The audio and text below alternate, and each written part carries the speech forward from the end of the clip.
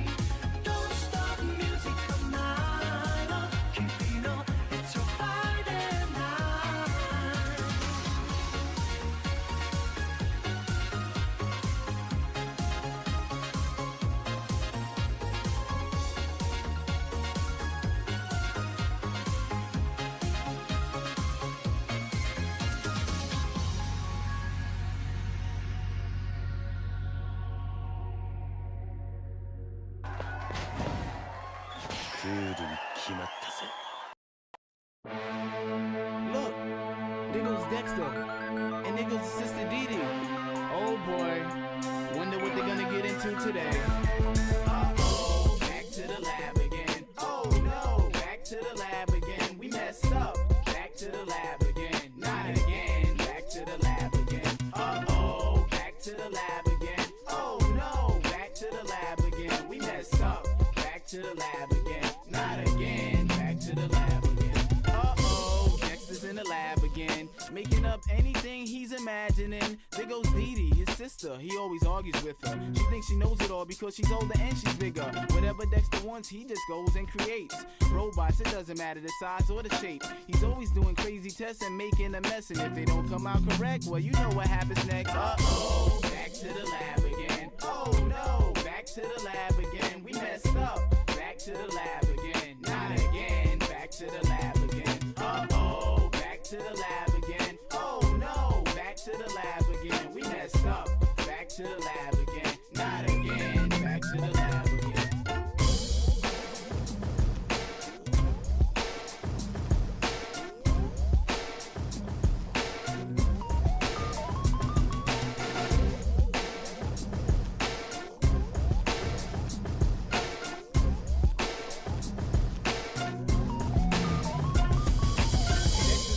He can always count on it to get him into trouble or to get him out of it. Sometimes if he needs Dee Dee, then he'll use her. But Dexter's only true best friend is his computer. It's always a lot of fun when you experience Dexter with all his new wacky experiments. So tune in to Dexter, the world's youngest inventor, so you can join him for his crazy adventures. Uh-oh, back to the lab again. Oh no, back to the lab again. We messed up. Back to the lab again. Not again. Back to the lab again. Uh-oh, back to the lab again. Oh no, back to the lab again. We messed up. Back to the lab again. Not again. Back to the lab again. Uh-oh, back to the lab again. Oh no, back to the lab again. We messed up.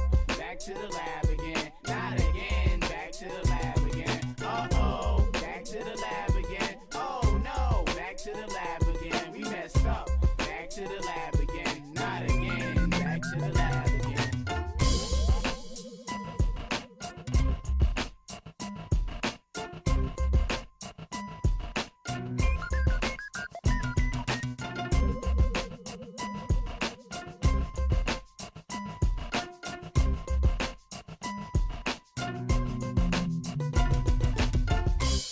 Success!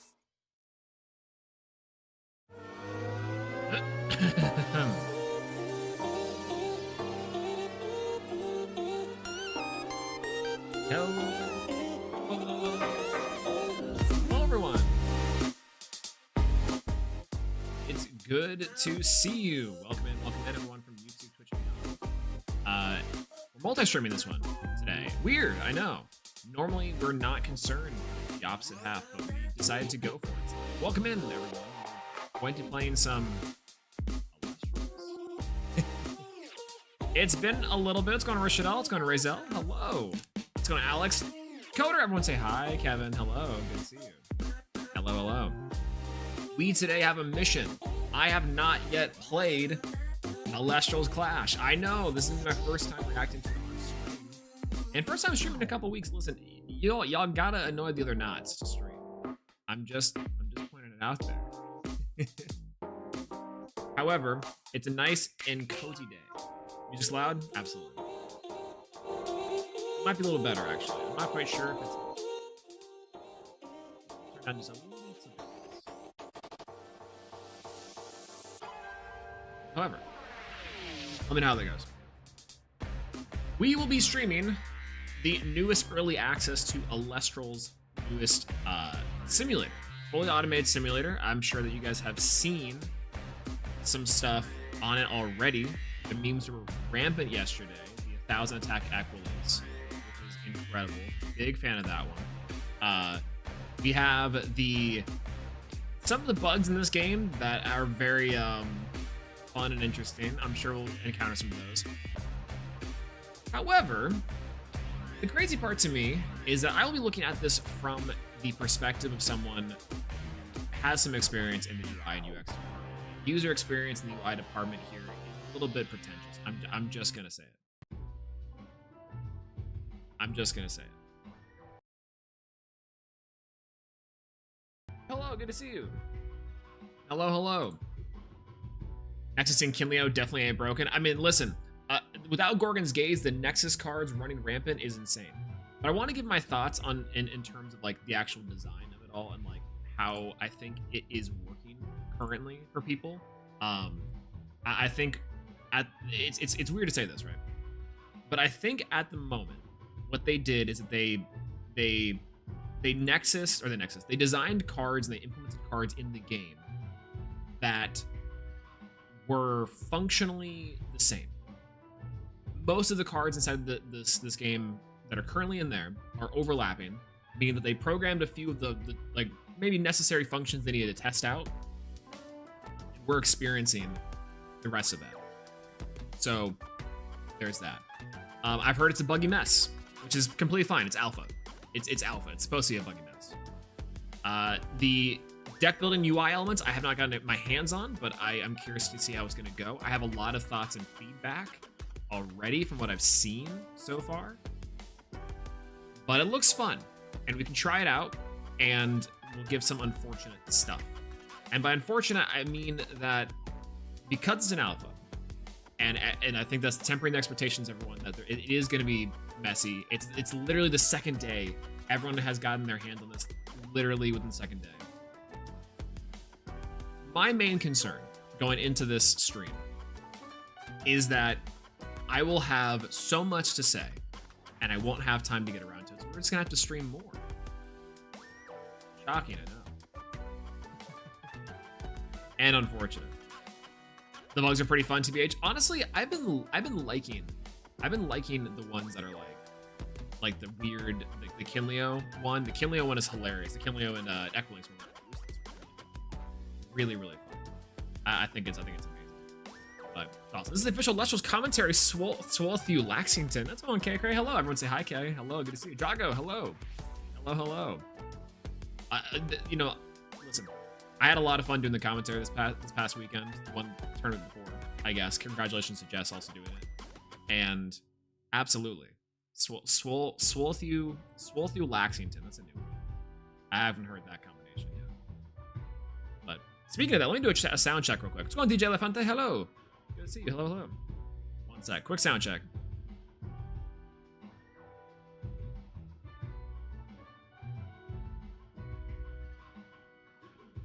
I guess I really should have talked more before doing the sound check.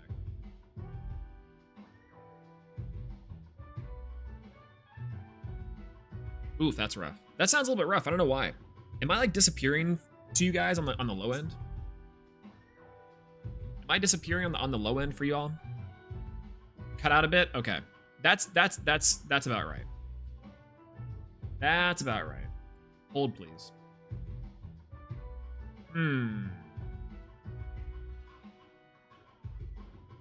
Been fine for him? Interesting. So here's the problem. I've been trying to mess around with some settings, and I don't know if it sounds great. I move my face too much, I think, whenever I'm streaming. So hold on. Let me do this again.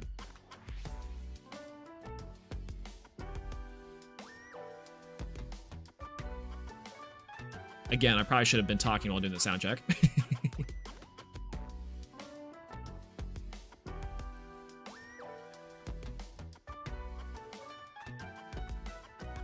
All right, talking away from the mic, talking into the mic, saying something that's like this, mumbling a little bit.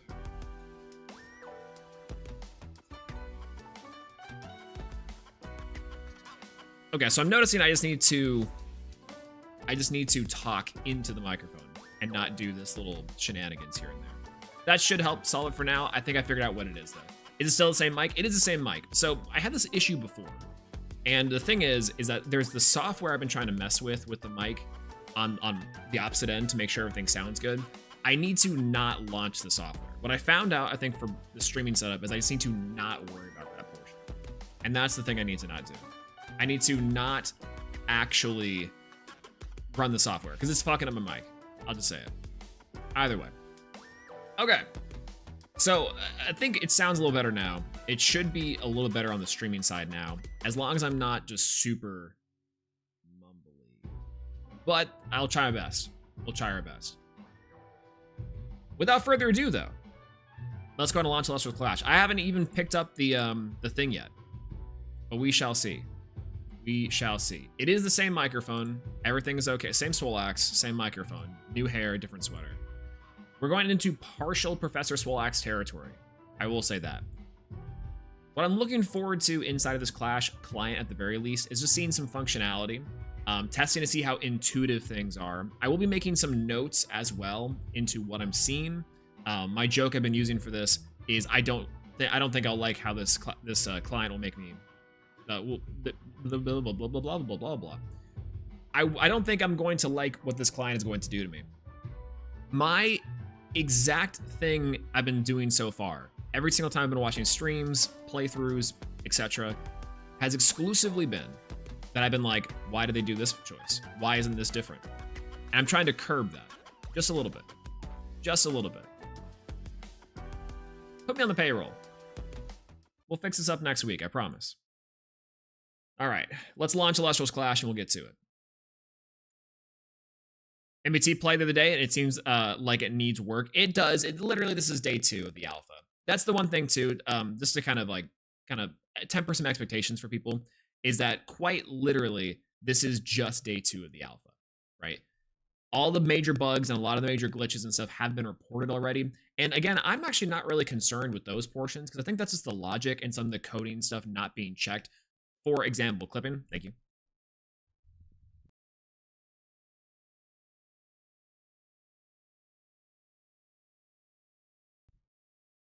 A lot of audio problems.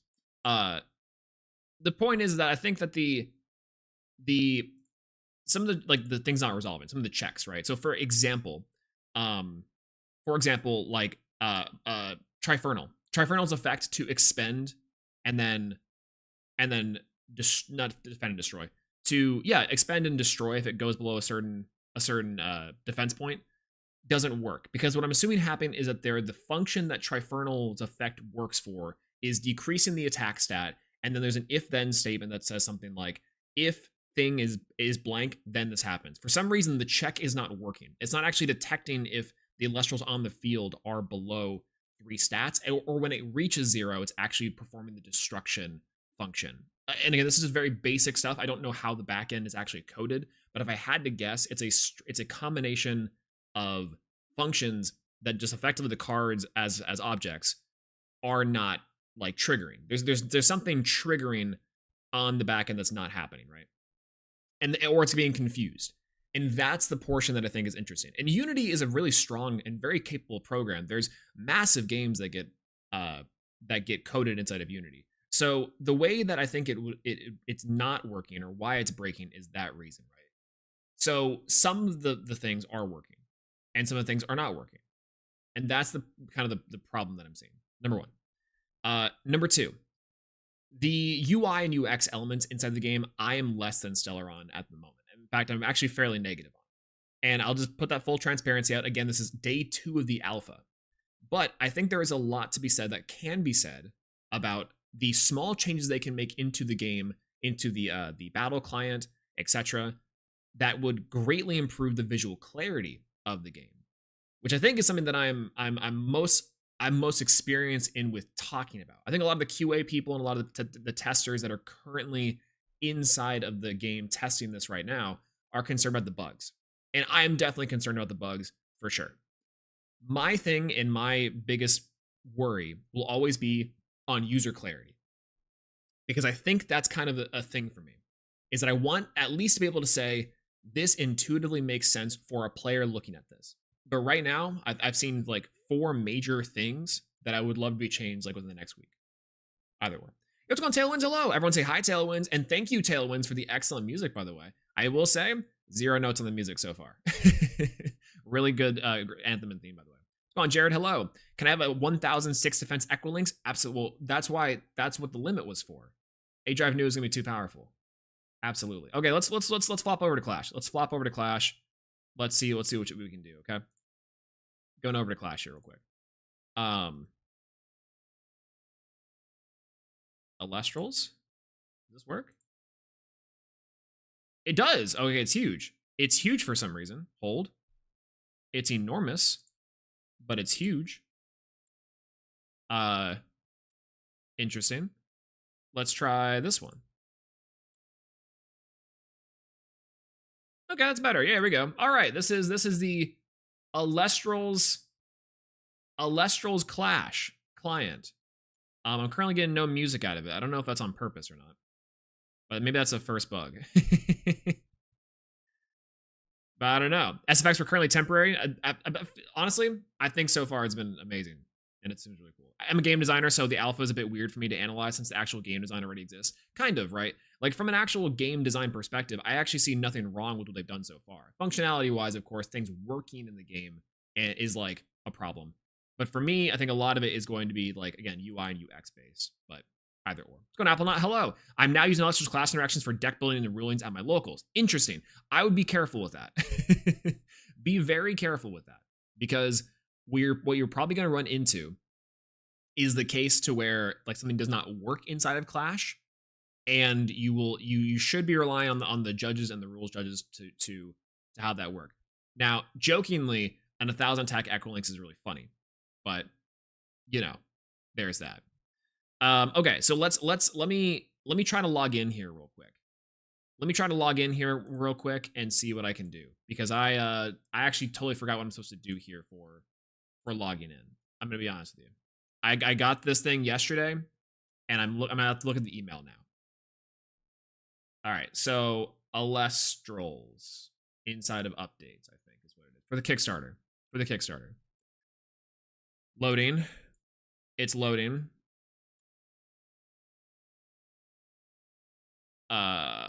Social.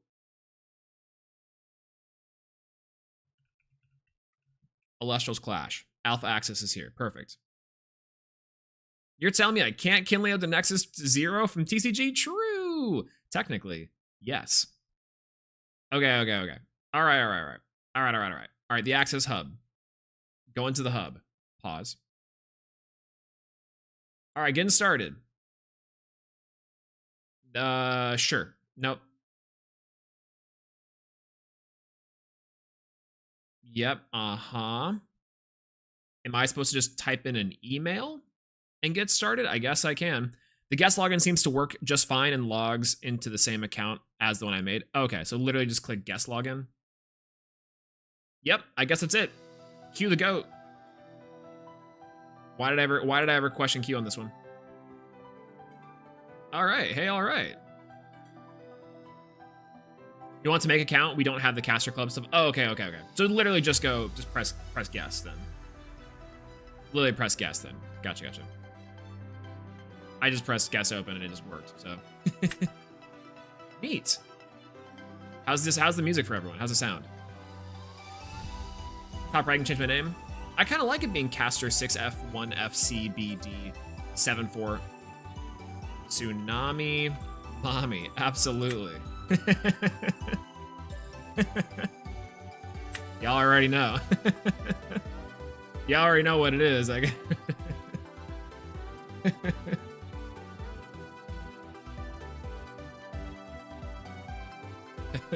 okay, so let me do a quick audio test real quick. Test. Talking.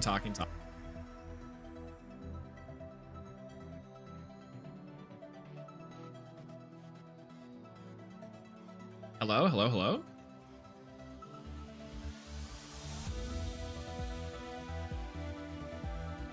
Yeah, that sounds okay.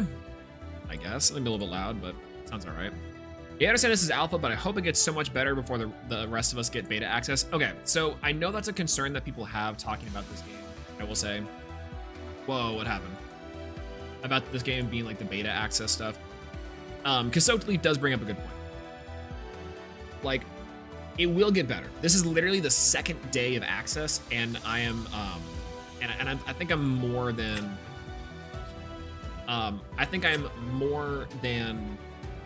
confident that the Elestrals team and also the Pixelborn team, etc., making this are going to be giving us a much better and much more cohesive product in the future.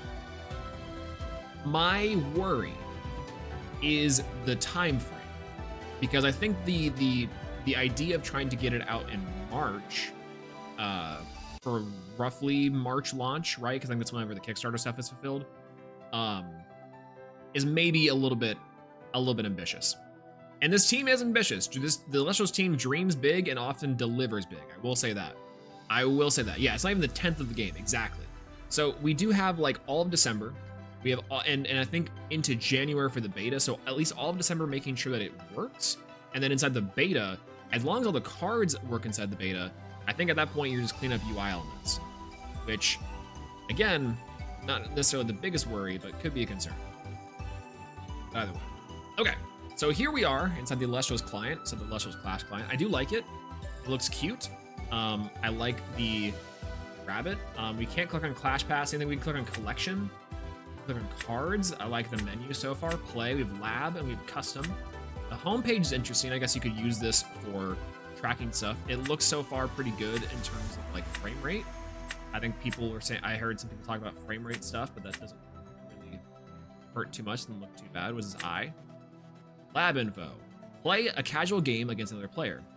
No restrictions in the deck. Okay, so first note and first the design aspect I heard a lot of people talk about is like text-wise, like some of these text options aren't great. Again, this is alpha, so this is like effectively a production build that you would give to people to say, hey, we have a product. I will say that I think people had a problem with some of the like text in terms of battle screens and some of these elements. This is a lot of open space that I think is that can be utilized better. Custom. I'll be first player. Timers allow spectators, guess name, play. I'm kind of just clicking around right now to get a feel for how everything looks. And so far, I think pretty okay. I like the sounds and the default are kind of, oh, nice. Kind of neat little trick and trade. So on Sir Tractor, hello, good to see you. And by the way, congratulations on your top 8 recently. Everyone say hello, Tractor. How's it going? And also everyone say congrats. I loved commentating your game, by the way. It was awesome. It was great to watch you play. Especially because, and this is the funny part, I wasn't expecting you to be on Earth. I was like half tempted to be like, you know, I've seen Sir Tractor on Frost a few times, but no, you did great. That was phenomenal. All right, so let's go into collection. The big thing that we're looking for here in the collection section is we're going to be trying to build decks. What's going on, Jay? Hello, good to see you. Hello, welcome in. Who here has tried Clash so far yet? That way I can kind of get based. We have import. Deck code string. I don't like this naming. Change the name of this immediately. All right. I will have a long-standing note on this. When I played one match, it's definitely an alpha. It's definitely an alpha. Again, this is the alpha portion where it's like, as a UI designer and as a UX and UI designer, I have to say this outright. I do. I just absolutely have to say this. Dumb down the language. Enter the following information. That needs to be shorter. Enter deck code string. That needs to be not deck code string. No one knows what a string is. I understand it's an alpha. This is more for people in the developer side to test things and do stuff with. I noticed it inside the Clash engine too. It'll say like your opponent is picking an activation timing window or something. Change that. Change that.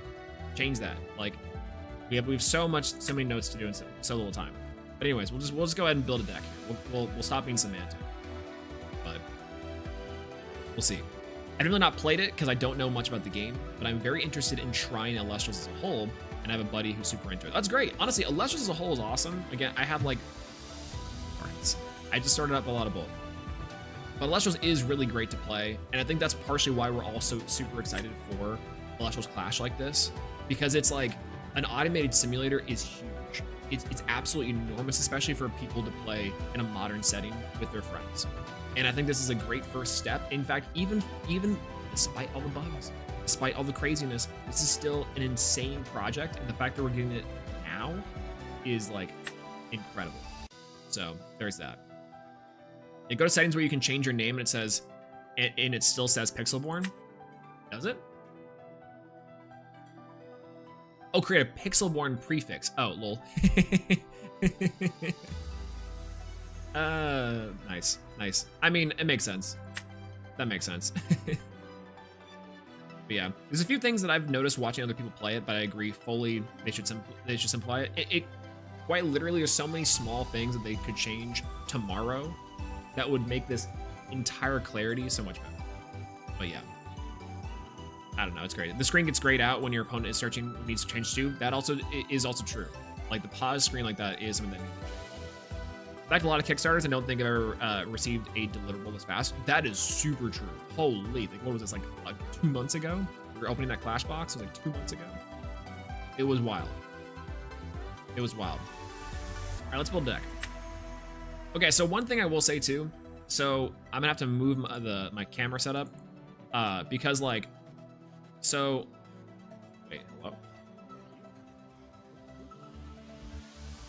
So I will say this. So here's the thing. I've noticed this so far about the Clash setup.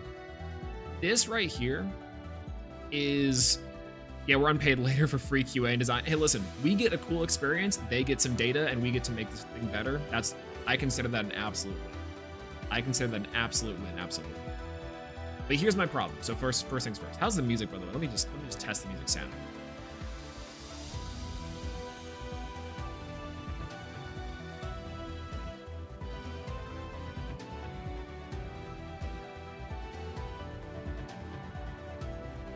It's okay, so it's weird. It's doing the microphone thing, but also I think the music might be too loud.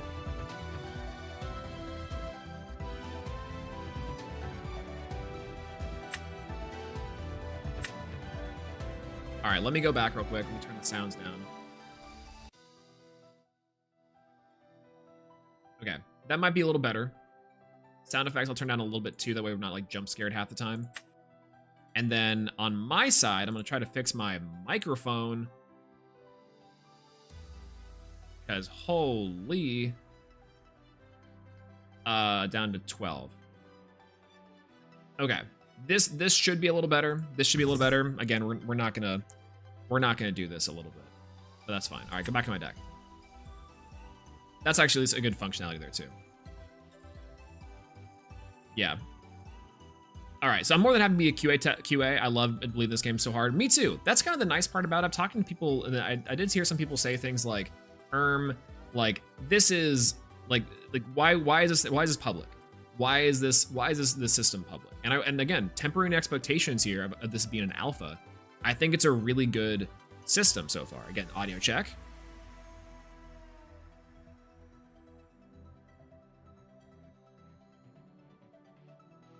Okay, I think that sounds a lot better to y'all. Or at least sounds a little better to me. But the thing is that this is in early access, that we're getting it this early. I think being a part of this so far, making sure that we're catching things, that they have a list of things they can work on as the player base that we can also help improve on, I think is really important, and I love that. I don't think I can ever really complain about that per se. right? Now so far what I'm noticing is I hate the UI. That's a little bit rough. Hey, what's going on, Kevin? Hello, good to see you. Hello, welcome back in. Everyone say hi, Kevin. Hello, good to see you. Be back in a bit. Oh, Titan Killer, no problem. Hello, hello. So, okay. So first big note, I'm not the biggest fan of the UI elements. I think these things are relatively unintuitive. I think that having the deck is like here on the side is completely fine, and having your deck catalog here is also completely fine. The filters are kind of nice. It's not too bad. But one thing I noticed from watching other people is that we're gonna build a deck real quick, and then we'll go from here. So the first deck I want to build is gonna be Sakurasaur. I think Sakurasaur sounds hilarious. Let's build an Earth deck real quick. So we're gonna have 3 Rummagem. Oh, excuse me. We're gonna do 3 Clovey, 2 Sakurasaur, 3 Tactaris, 3 Equilinx, 3 Chick, 3 Rabbit, 3 Jolton, 2 Foley Forest, 3 Earthquake, 2 Demeter, 3 Tsunami. We're gonna go in with 3 Achilles, 3 Mudlet, probably okay, well here's the first thing, right? The cropping for the deck needs to work if they're gonna give it away. Absolutely. So here's the thing, right? This is I know what Equilinx is. I could not tell you what, like, this is Tectaris, right? But is that Earthquake? It is, but it took me forever, right? 3 Earthquake, that's illegal. That's the neat part. So here's the part that I'm not a big fan of. They need to write the names here. The names here is a big thing. This power level of 10. People were saying this is like the power level of some sort. This is stupid. I'll just say it. Why is that there? That's harsh. And to be more constructive, the number of cards, cards need to be swapped. This white and black needs to be this number 3 with the diamond, and either you get rid of the 10 and you change the colors here, or you make it to where or you make it, actually my mouse is not showing here, and I think actually I'm gonna swap that so you guys can see exactly what I'm pointing at. Capture cursor. Okay, so either right here, this 10 that we have on screen here, that's the first thing, is that like this needs to be the symbol for the amount of cards. That's the first, that's the one of the first changes I would make, because conveyance is the key word for today. Conveyance is going to be the key word for today's impromptu Professor Swolax session. Because here's the thing. This 10 doesn't mean anything to me as a player. Obviously, this is, again, second day of alpha. Second day of alpha. And so we're just going to put this out there that everything that I say, some elements that are in here are here for a reason. This is not necessarily a final thing. This could be whatever, and this could be changed at any moment. But this is just running thoughts of stuff I'm noticing right off the bat, right? So you're going to follow me on this one. Yeah, what is the 10? Everyone's asking what is the 10. Everyone's asking how is the 10. But no, well, I'm about to say, if I'm asking how a 10 is, it's not like that. Folks. All right, so this 10 right here needs to go away or get swapped to this 3. You're the 10. Rachel, no, that's y'all here. That's absolutely y'all here. But it's been great. Thanks for asking. Hey. Yeah, this 10 was left over from Pixelborn Engine. I imagine so, right? I imagine so, because like I don't know. I'd ask her. I'm trying, but this I think that's fair, right? First thing first, get rid of that. Swap it with this 3. This needs to be a black diamond with a white 3 in the middle, just to have a little bit of contrast between cards that are too green, like this Foley Forest doesn't really look that great. This background needs to be changed to a more neutral color, or have it be like some more rainbow. Again, I'm just going off design here. I'm just going off design principles here a little bit, right? And that's like something that I'm just noticing right off the bat, right? Outside of that, you need to have your names on here. Whenever I scroll through the cards, I can see the card, which is fine, but this needs to have a name if the cropping is not going to be good, right? And also, this is like a pretty rough way to have this deck format, truthfully. But yeah, I don't need to play Shield because it sucks. I like Shield of Achilles. That card's fine. But also, maybe. My hope is that they push Alpha out to March, Beta until summer, and release in summer at the earliest. I think a summer release could be really nice, honestly. the scroll bar, and I can't stop bugging me. The scroll bar is pretty funny. I think this, you could leave this as a more neutral color. The scroll bar doesn't make a lot of sense, but I can kind of get it. Yeah, it literally breaks the game. Oh, does it? If you activate shield, does it like break the game? Uh-oh. Well, maybe I shouldn't play it. The scroll bar is really weird here. I think just make this a little bigger so where you can see all the cards in your deck. You don't need a scroll. The scroll on the side you need for sure, but I think with 1,000 cards, this doesn't make a lot of sense. You want to make it a little more intuitive to scroll and search, which is like another thing. Stops your opponent from playing when you shield them. Okay. All right, we're taking that out. I want to play as much Elestrals as possible. Truth be told. That's so funny. That's awesome. That's awesome. That's awesome. All right, we'll play Nectar of the Gods instead. I want to draw cards there. That's incredible. That's so sick. That's so sick. Okay, so here's the thing too. If your question is why are these cards specifically in the game, well, let's go from there, right? So what is Sakura-Sor? Not like ethereally, like what is Sakura-Sor? What is Sakura-Sor? No, Sakura-Sor is Nectar of the Gods with an extra draw function. So if we want to talk about like how these cards are structured, right? Let me just like give a little bit of insight into this real quick, because I think I can actually help clarify like exactly something inside of this game. Because I do want to notepad. All right, so let's clarify something in this game real quick. That way we can talk about Sakura-Sor. So what is Sakura-Sor as an object? Let's talk about some object-oriented programming. That way you guys get a quick clash course on this. And if you have any questions, let me know. Where are my glasses? Y'all didn't think you were gonna get a Professor Swolax today, now did ya? All right, so Sakura-Sor. Sakura-Sor as an object here. Why is Sakura-Sor in this game, and why is it one of the first inside of this card pool? Right? Let's talk about that. Here's why. The Pixel Deck Builders was a nightmare. It needs a big overhaul. It needs an absolute overhaul for Elestrals to work, right? But yeah. All right, so let's talk about object-oriented programming. OOP. Now, this is a very basic thing that y'all will need to know to understand why the cards are here and why these things work this way and why we see specifically these cards. You ready? So Sakura-Sor is in this game because it's just Nectar of the Gods, right? I guess before we tackle Nectar of the Gods or Sakura-Sor, we do have to talk about Nectar of the Gods. So Sakura-Sor is inside this game because Nog is in this game. Now, what is Nog?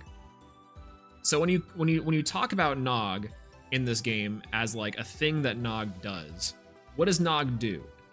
Right? If you're talking about Nog, what does Nog do? If we're talking about some pseudo code, some pseudo shenanigans, it'd be like this, right? Nog as a function, or Nog as what Nog does, is because it draws 2, right? So you have like draw 2 as a function. And what does draw 2 do? You just describe like, you know, the idea of draw 2 is like, I don't know, add 2 and then like insert like a deck object, right? So it's like a deck card is like a deck object. So it'd be like into the game.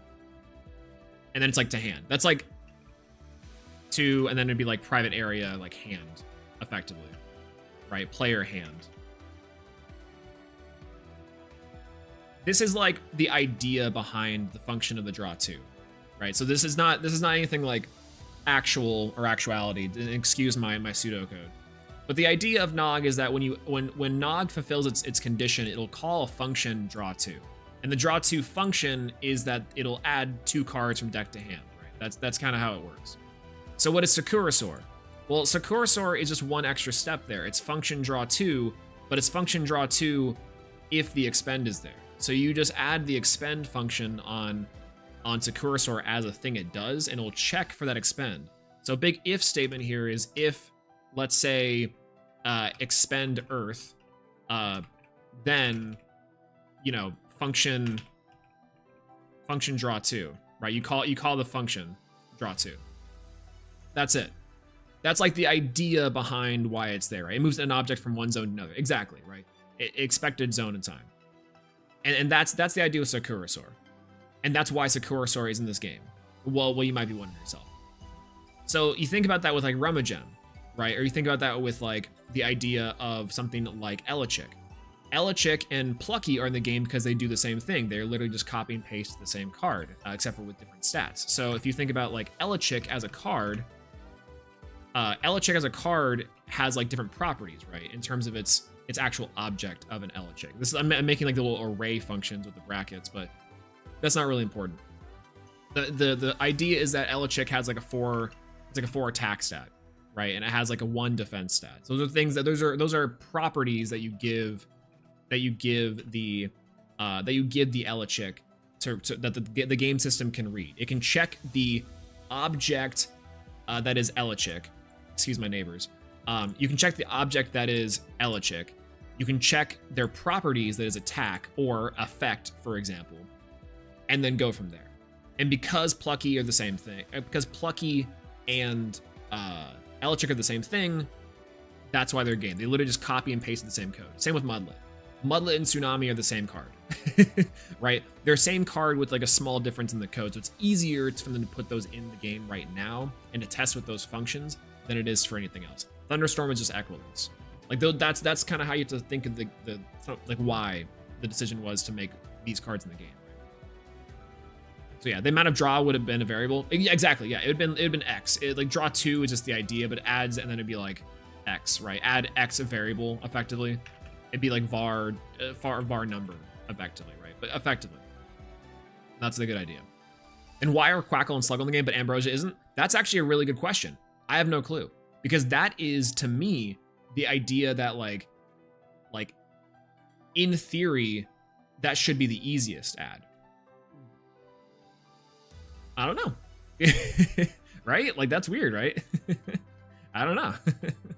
Given the amount of text Gorgon's Gaze, it may take a second for them to be working on it. Absolutely. Gorgon's Gaze is way too complicated for the state of the game. For the state of the game, it's way too complicated. Right? I think so. But yeah, Quackle and Sluggle have a set definition. Ambrose open-ended, kind of, right? And that's also part of it is because Ambrose open-ended, they'd have to effectively form a new function that's like recognizing that something is rainbow element, right? Like what is rainbow element and defining rainbow element in the healing form. It's that portion I think makes a little more sense. But yeah, I think that's probably a good way of putting it too. Yeah, put cards very similar game first. Exactly, just for variation to some sort of function with it. Why Mudlet why Mudlet and Tsunami but not Eddie? I actually don't know. Well, Eddie, I know why is because they'd have to code also the Curubus effect. That's why. It has everything to do with the Curubus effect, right? Like technically you would never get there, but it's for like ease of convenience for later. Because if you have to go back in and change the Eddie effect to add the Curubus effect, that's why. Eddie has a secret second effect. If you guys didn't know, that special sends a Curubus. That's Ice Enchanted, or Frost Enchanted, excuse me. So, yeah, easiest program because a lot of them are very similar. Absolutely. You already have a draw function in the game, so why not just copy that onto it? That's effectively what it is. Lots of different cards, similar effects that aren't in the game. Absolutely, right? There might be just effective a little bit similar. But yeah, we have like expending, we have like boosting, we have all these things, right? So that's kind of the idea behind why some of these cards are inside the game, right? Is effectively first question that we have to ask ourselves, why are they in the game? Because they're functions. They're the same functions, right? They're just like they're just a bunch of if-then statements and a bunch of functions that they are calling. They're calling these functions to be in there, right? Stadium should also come fast. I mean, hey, not always a great thing, but yeah, the stadiums should be pretty easy to program and code. I think the stadiums, can need a little more work because the destructions of the stadiums are kind of the problem right now, and we'll get into that when we get into the battle client. But as far as like the general idea behind what they do, it should be pretty easy to program. The thing that's messing up the stadiums are the fact that it's a blanket unconditional buff versus like Necklace of Harmony is a big if-then statement, kind of. I don't know. I'd have to figure out the logic with that. We've seen Stadium so far in the bugs, so it's not easy. Yeah, it's I don't understand why it's happening that way. Not yet. But if I had to guess, it had something to do with the fact that like, so because it's affecting both sides of the field and it's like a blanket enchantment problem, it's checking it's trying to check what is enchanted with Earth, and it's trying to parse if that's an Elestral or not, and then it's trying to like multiply or trying to add based off of the amount of spirits in that element. It's strange, right? That it's effectively the function of it is like when you think of a stadium rune, right? Like if we go to Holy Forest here, let me hide the notepad. Like Holy Forest has to do a few things here. So let me move this. So Holy Forest as like a programming concept here has to do a few things. So it's like Foloi has to do like what does the Foloi have to do? It has to be a stadium. It has to be a Earth Enchant. It has to have its effect, right? So that effect needs to be a like blanket effect. It needs to be a continuous effect better than blanket. Well, blanket's across the board, but I think it affects both players. It also it affects both players. It affects only Earth Enchant. It affects it's continuous, so it needs to be continuously checking. It also needs to add conditionally. Sure. I feel like that's okay to say. Yeah, it looks like it's triggering the buff instead of it. Yeah, it's not state checked. Right, exactly. That's a perfect way to put it. It's not state based. It's not state based. Exactly. Yeah, several actions are triggering its +1s. Exactly. So it's like it's trying to say on activation the thing happens, and so technically what I think is that actually probably exactly what's happening. Wow, that's good. It's such a good call out. Is that like it is also love unconditional? No, I mean, listen, we can only pray that the stadiums love us unconditional, but love is unconditional when you really think about it. Or at least it should be, folks. That's a great call out. Yeah, it's not state checking. Yeah, it unfortunately does not love unconditional. So that's the thing that's happening right now is that it's not like it's adds conditionally, it's continuous. This is the portions that's not state based, right? Because it is also an activation, or it's on activation, because the thing that it's occurring, and now that you've said that, that's actually sparking the idea in the brain, is that what's happening now. So expected behavior is that it's activate once, applies the effect, and then after that effect applies, it checks state. It checks the state of it, right, continuously, but it doesn't actually apply the effect afterwards. So applies the effect, stops. No, it has to continue, but activate once, apply in the activation, and also when it stops, and then stop the activation at that point. Yeah, think about how to program that's actually like really hard. The stadiums are much harder to do than the effects. Like the effects are a bunch of just if-then statements, right? If card is activated, if there are Elestrals with Earth Enchant, if there are like then yada yada yada, boost attack, boost stat, right? It is very interesting. I think a cool way to program a game like this is for effects to give children to cards, kind of, right? Like it gives like an Earth attribute effectively idea, or not. It doesn't give the Earth attribute, but yeah, I don't know. Yeah, it could be that there's a bug in when it's trigger the check, because it should check on the spirit, add or remove, but maybe the code flow is as of casting, since you cast off the Celestial Spirit. That's a good call out too. I imagine that it has to do with the sequencing of it. Like again, to me, everything that I've seen in the game so far, when people are like, well, why is it doing this? It's probably just the sequencing and how it's checking the code, right? Like how it's checking what's enchanted and what's not is kind of the problem. And again, this is a very complex game to actually try to figure out for that reason. So again, big ups on the Pixelboard team for getting this far already. I think the fact that it's literally within public alpha now is kind of like it's kind of nutty, considering that we've had to spin our wheels for like however many minutes, like trying to figure out like how to program like the Foley, but they're close. They're really close. And this kind of problem solving is exactly like the thing that is necessary for like for a game like this. I think that's incredibly impressive. But I don't know, I digress. Yeah, going from Pixelborn, Pixelborn is good for a quick product, but I wonder if it'll have consequences later. I think it will if they didn't design from the ground up. I think having the bones of the Pixelborn engine is fine, but it's like, yeah, once you figure it out, it's just a copy paste for the other, which is nice. Absolutely. Like, I think that's the thing about, again, like back to the Securasaur, they have the idea for the draw too, and they just add it on and slap it onto an Elestral. Easy peasy. Same thing with a lot of the other stuff too, right? But let's get a move on. So what did I add? What did I just add? Hephaestus. All right, we need one more card in here. What I put in here? 2 of these. Do I have what? 2 Nog? I have 3 Nog in here, I think. 3 Nog, 2 Securasaur. I have 3 Mudlets. 3 Joltons. I guess Tectaris. I have 3 Tectaris in here already. Jotaya? I guess I could add Jotaya, but like, what does that do? Literally, what does Jotaya do here? As long as you can, because then it'll be hilarious. Oh god. Yeah, 700-ish people helping the new bugs. Fishy's gonna speed up the dead time. Absolutely. See, that's the crazy part. Some people are like, why is this public?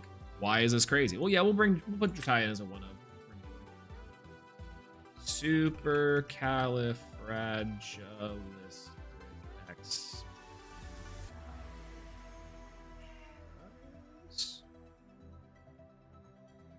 I don't know, man. I just typed this out by vibes. Shouts to by vibes. Yo! Why does it look like this? Awesome. And before, yo, that's true. Wait, can we cause a memory crash? That would be terrible. Like midstream, we just cause like the stream to blow up because we put in like some executable code. That'd be awesome. Wait. They didn't smoke test this. They didn't smoke test it. Let's go. That's awesome. Maybe like out of memory, maybe? Probably. That's so funny. That's so funny. But yeah, this being public, I think is great because it does expedite this time that they'll need to actually search for the bugs. Like, we're doing a lot of the legwork for them, but I think that's a good thing. I really do think that's a good thing. Yeah, Kevin and I caused a crash last night. How'd y'all crash? Oh, everyone say hi, Josh. Hello. Hello, Josh. How's it going? How did you guys cause a crash? That's incredible. So, okay. So here's the thing too. Or one we'll have to go for which is just literally 20, or we have 3 Tsunami. Oh, we also have Ass Rabbits. 22 spirits, huh? Done. Crazy. Yeah, it's true. What's on, King Cobra? Hello, good to see you. By coding Gorgons literally just destroys the game. So here's the thing, and I will say this. The spirit portion I don't like. This needs to change.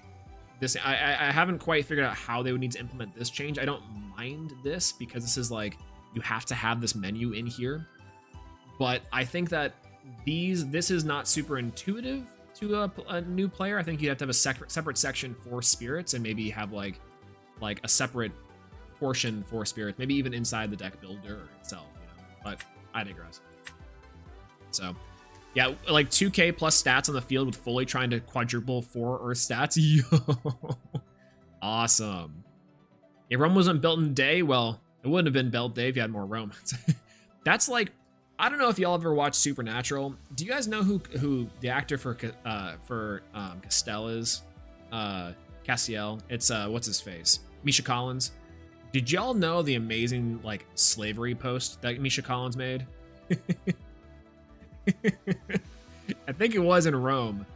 I think it was like a time, and he was like posting like a selfie like, wow, it's incredible what you can do with thousands and thousands of slave labor or something.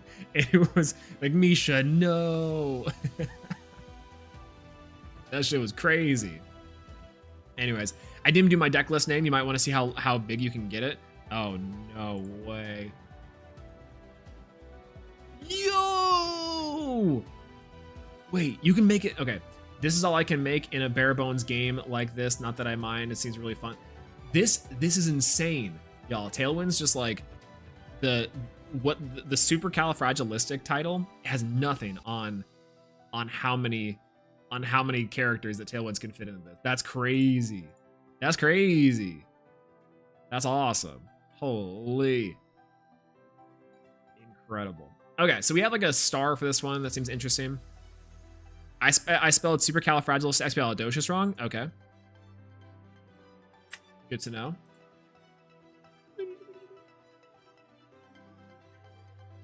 And that's what we call some public QA testing. Literally have you and I just experience what exactly is going to happen in this game.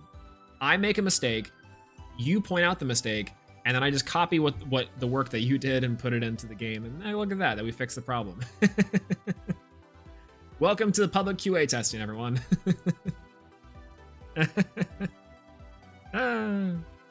Incredible. I preach all the time in the Discord. My name in Clash is Win Best Deck. Before looking at, you're like, let's go, I can't wait to play Wind.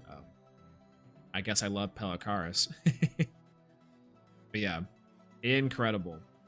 Incredible. Okay. So let's talk about this. The alpha meta is the strongest Wind has ever been. Yo, you can't say that. You can't say that. No. That's true. This is the best solar list of all time. Literally just plucky.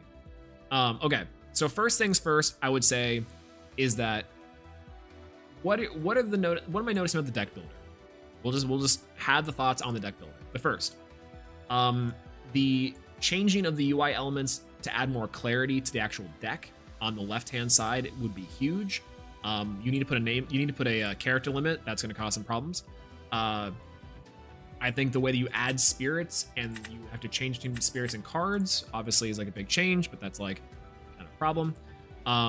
You need to have an ability to see these cards bigger, because I'm going to be honest, like I can't read the text half the time on these cards, and if I click the card, it'll add to the deck. But if I want to like click on it, I have to left click to make it bigger, which I think is like nice. But I think it would make a lot more sense to pull up this and have like a clarity text box on the side, or something, maybe like with more attributes or stuff with it. You can do that in the Clash client, like the actual battle client.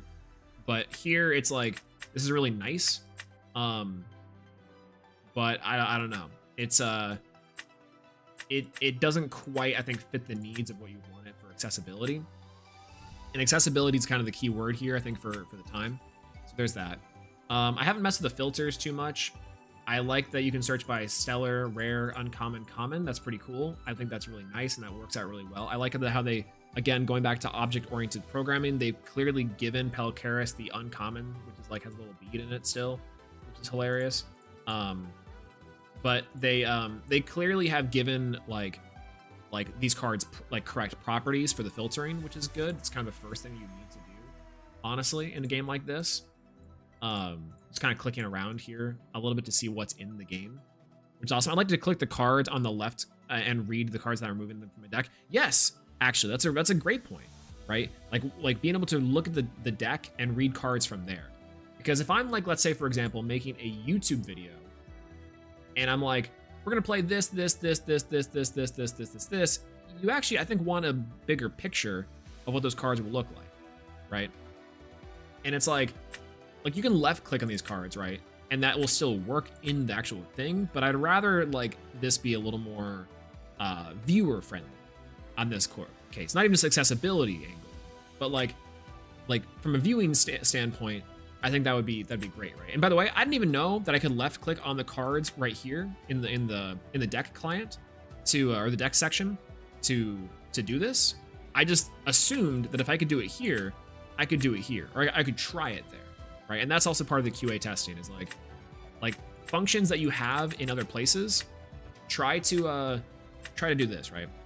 Try to do it in other places just to see if you can, functionality wise. And those are some pretty cool details, by the way, that I think the Pixelboard team did do a good job at. I'll just say that. By the way, but yeah. Oh, by the way, hello. By the way, GGG'd, hello in the Twitch chat. We're also multi-streaming to Twitch, by the way, if you guys did not know. Yeah, they should make the deck portion bigger and the card pool smaller. Yes, right? That's also a portion of it, right? Like an alternative screen that shows the physical artworks of the cards could be a lot of games. I think it'd be great for content creation. Absolutely, right? Like it's something different. But yeah. Oh, I gotcha. We're chatting. No problem at all. And also, hello, welcome in. Good to see you. Actually, I'm curious. What's Twitch looking like right now? Let's go, Twitch. Let's go. It's okay. Y'all are my favorite. YouTube chat is always gonna be my darling favorite. But yeah. Okay. So here's the thing.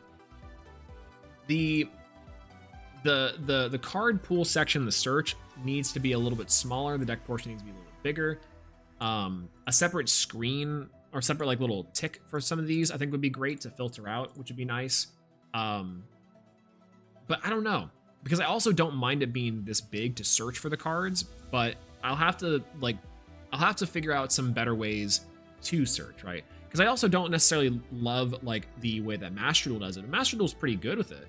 I think Master Duel and also things like Hearthstone have a great way of like going about it, where it's like having the like a smaller section for the actual card pool, and then adding them to like the larger deck screen to make it look a little more accessible, I think is like a big plus for sure. Yeah, on your point about the spirits, Magic the Gathering Arena just has the lands and the other cards, and it's fine. You can sort by land. Okay, so maybe that's like the other idea too, is that like I don't know, like I think the spirits wise, I have a lot less to say about this, because this is like fine, like functionally this is like about correct. But the problem is that like if there's such a big emphasis in the game about having like your spirits be like actual cards, it's kind of disappointing to me that like that it's just icons for now. But I maybe also understand the fact that it's like that makes sense for now to do.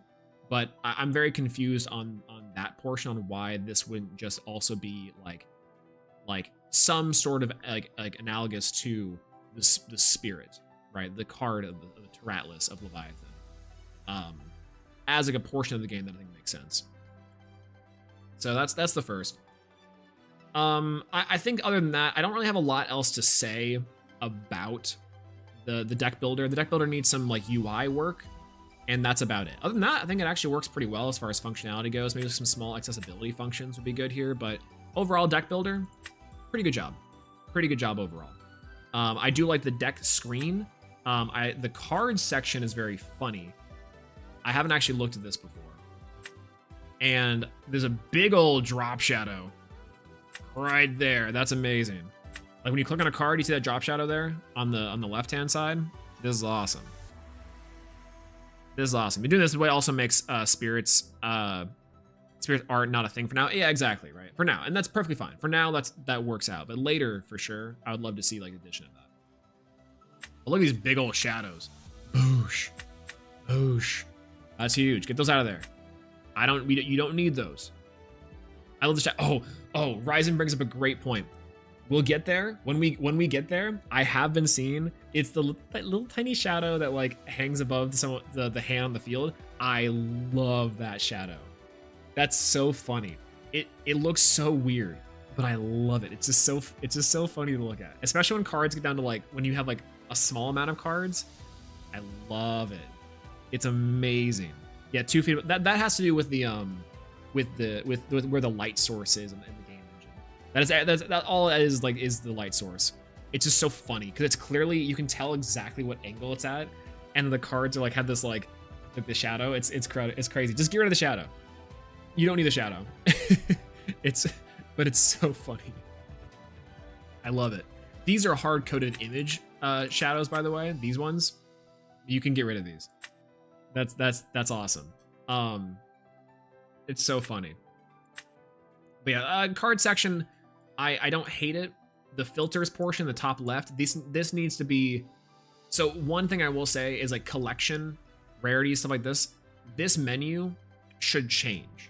And what I mean by that is this top little section for like filters otherwise, like having to go from here, my mouse on the left-hand side all the way to the right top is like kind of clunky.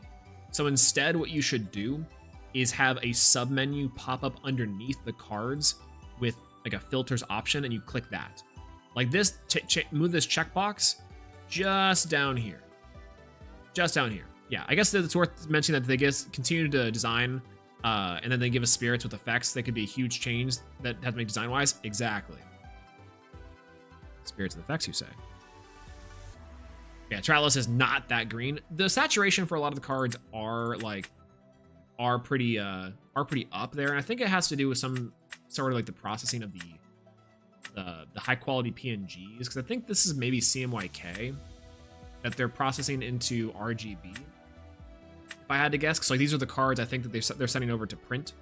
If I had to guess, alternatively, like these are elements, so like you can kind of tell this element here is like separate from these other borders. So if I had to guess, it's like they're kind of separate or built into the game on some level, because it kind of looks like they are separate elements and the art is back here as the objects. So they created the objects themselves and they just customized the color and the RGB elements as best they could inside of Unity.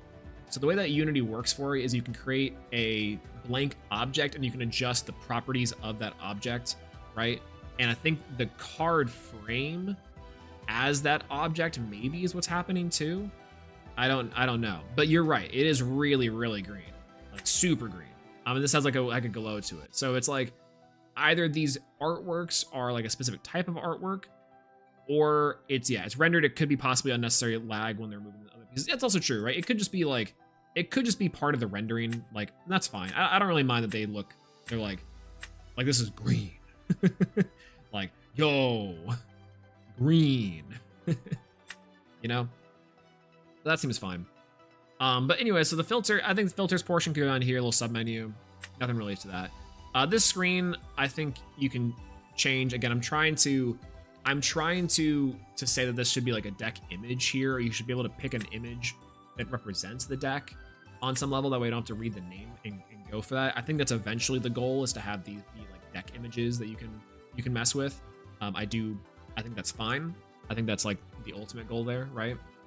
On top of that, having them start, I don't really know what that means, but got that YouTube thumb. True, literally just like a big adjustment layer, brightness, contrast, saturation, all the way up, baby. All the way up.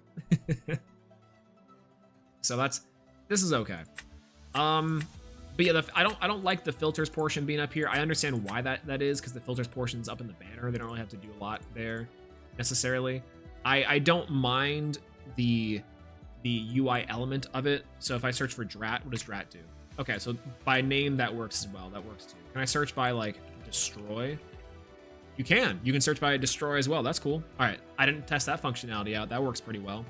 I like that, having to search for the name or like the type of effect. Let's say Nexus. If I want to search all the Nexus cards, there it is. That's sick. That's sick. That's sick. That's sick. Let's go. That's tight. That's tight. Yeah, to be fair, UI and visuals aren't usually a priority until further down the road. We'll probably see a lot of UI focused in January, February. Absolutely. I kind of like, I'm trying to ride this like little balance between like trying to describe my specific wants for UI and UX portion, because I think the visual clarity is kind of my only concern right now. And it sucks because I think obviously the functionality, the bugs and stuff, there's bugs, and that's to be expected. I think that the portions of it that I want to see changed are like, you know, obviously the spirits are really small in the cards, right? When you get into the Clash client, like the actual like battling, I have a lot of small clarity, clarity things that they could fix, they could have had in the game or fix somewhat like quickly, and that would add a lot of better conveyance, right, to the game. Because you're absolutely correct. Like UI and UI elements specifically are very like low priority for the reason that they're easy to change and they don't often like add much. But I think in a game like this, and how the cards, like when they come out, how they come out, like things that need to happen when a thing happens, to me that changes the UI and the UX quite a bit. And I think that kind of sucks to like have to tie in this early, because it is a workload on the dev team that they don't need it to do. Right? Like in actuality, like this is just nitpicking, and I'm just like literally the UI on the team, the UI team member that's like, can we get this defense position Elestral to be a little bit shorter? Hey, could we actually add that little symbol that's like the shield that indicates that's in defense? Can we put that above the card maybe, or below the card, and like make it a little more known, right? We'll get into those complaints. But those things matter, I think, in terms of like accessibility and like from a viewing angle. Like, because if you're looking at this Clash client later, and we have an attack position and a defense position in Lestral, when I was watching other people play, it nothing happened. Like, it looked, I could not tell half the time what was in attack and what was in defense based off a glance. And that's a problem. That's a huge problem. And that's a UI problem, right? That's not necessarily like a functionality problem, right? But yeah, it's like those type of things I think are definitely less important than making sure the game works. Do not get me wrong. Peak cinema. But it's a design. It's like a half and half thing. It's like a functionality thing of like when you play out a card, it needs to be able to clearly convey like what it's trying to accomplish. Like when you're misenchanting a card in this game, again, we'll get into it. When you misenchant a card in the alpha, it's just gray. But you have to scroll, you have to click on the card and scroll over it to see what exactly like is it enchanted with, which is a problem. Like, why not just give it an element symbol and make the thing glow green? You could. That'd be really nice, a really nice quality of life feature. Like, if I'm misenchanting this Necrof here, and it has like, by the way, the shadow, I can see the shadow right here from the card. It's just not as big, so I don't know why the other one's huge. Like this symbol could just go green, right? And it's like, if the Necrof is enchanted with a spirit, give it this certain spirit color. It'd be like, if it's thunder, give it yellow. If it's green, give it earth. And that's immediately an indication to the player what it is enchanted with. And you can even put the symbol down on it too. That's the one thing the app actually did really well, is like the mobile app, is that you could tell what spirits were underneath what and how many. One thing we'll get into here is when you're activating a divine rune inside the alpha, you don't actually get that. You don't get to know unless you scroll over and click it, which is just waste time for players. If you want to be able to give as much information to a player as quickly as possible, that way they can make effective decisions inside of your game. If you're having to have them click and having to have them like inspect and check, and they're popping up in different, like if your APM is high just to get information, then they will be disengaging with your game faster. Right, and that's kind of the difference, right? Yeah, I imagine the art is not rotating is the biggest factor. Exactly, yeah. It's not necessarily the fact that like the elements in the game. Like, hold on, let me take a step back. I'm being overly critical, I think, at the moment of like some of the design choices inside of the client. But I do want to point out that one, again, this is the second day of alpha. Let me go big real quick. This is the second day of alpha. And I think, obviously these problems are going to be fixed down the line. And I'm just voicing my thoughts on this. I think it's amazing what we've gotten so far. I think that this is an incredible deliverable from the team as a whole. I'm super excited to see how this goes and how this like turns out, because it's been a lot of fun so far to watch. But to be as like frank and as like straightforward as possible, this is effectively my thought process in terms of what I'm seeing and what I would like to see changed. And these are just things that I think would hopefully improve the quality of life for players across the board inside of this game, right? It might sound like I'm being overly negative right now.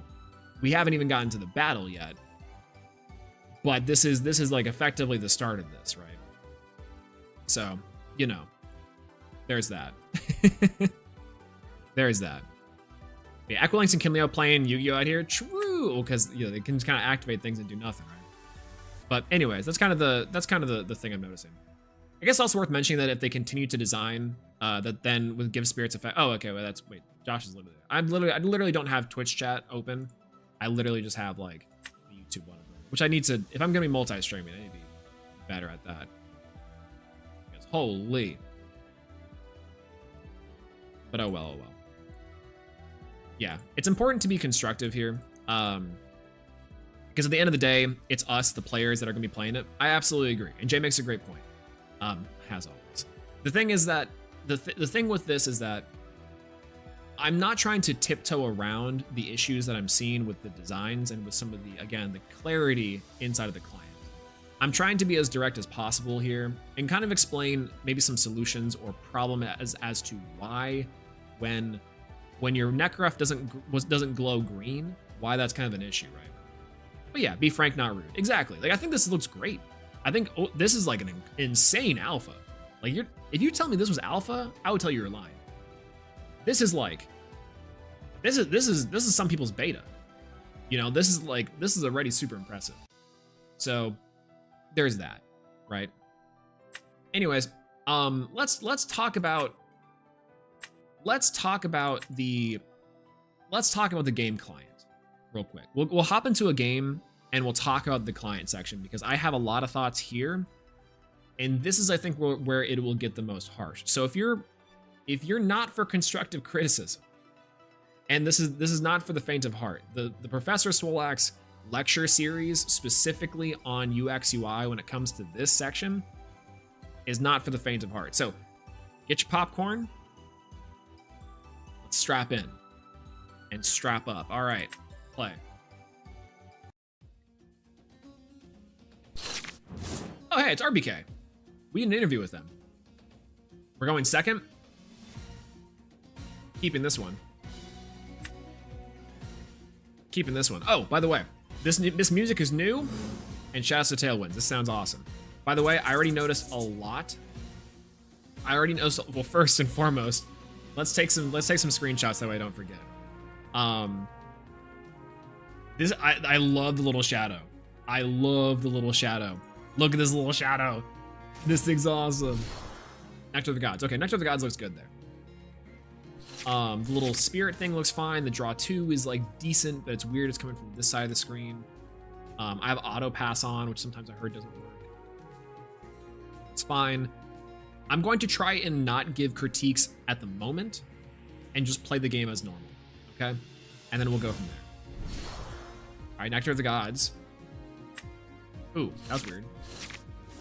It's a left click to check information and not an immediate click. That's interesting. I'm doing my best here. Whoa! The deck count just kind of shows up immediately. Okay, so it's in. It gave me the option to change it.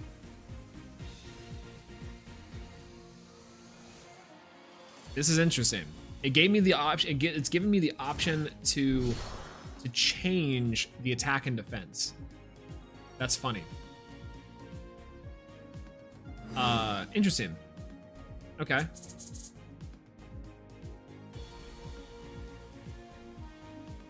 How can I draw?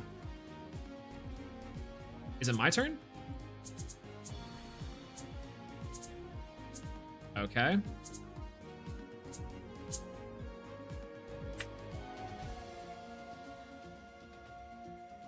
Oh, I hit enter battle phase. Ah. Okay. Good, good little thing, I guess. Draw phase, pass. Okay, it's the main phase now. All right. All right. Okay, so let's. Okay, so I can't click to summon or cast. I have to drag it. That's a problem. That's a problem. What's going on, Jonathan? Hello. Seen from where the card game from the hand could lead to bad feelings if your opponent keeps drawing the out. Oh, seeing where the card came from in hand. Oh, I got you. I mean, kind of, but also like, I think that's like kind of fine, but maybe. What's going on, Wirtz? Hello. Everyone say hi, Wirtz. Hello. All right, so we click Elechick. We have to pick a portion. Very interesting. I don't hate that it's over in the corner. It's just unnecessary. Unnecessary that it's over there in the corner. We will now select a 4. We'll select a Thunder Spirit onto the Elechick in attack position. And then awaiting response. I don't love that.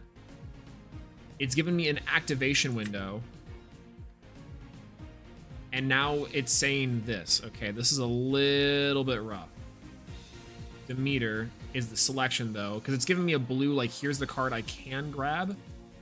And I'd rather be able to click it, but I have to click confirm. That needs to change too. Okay, hello? I'm stuck.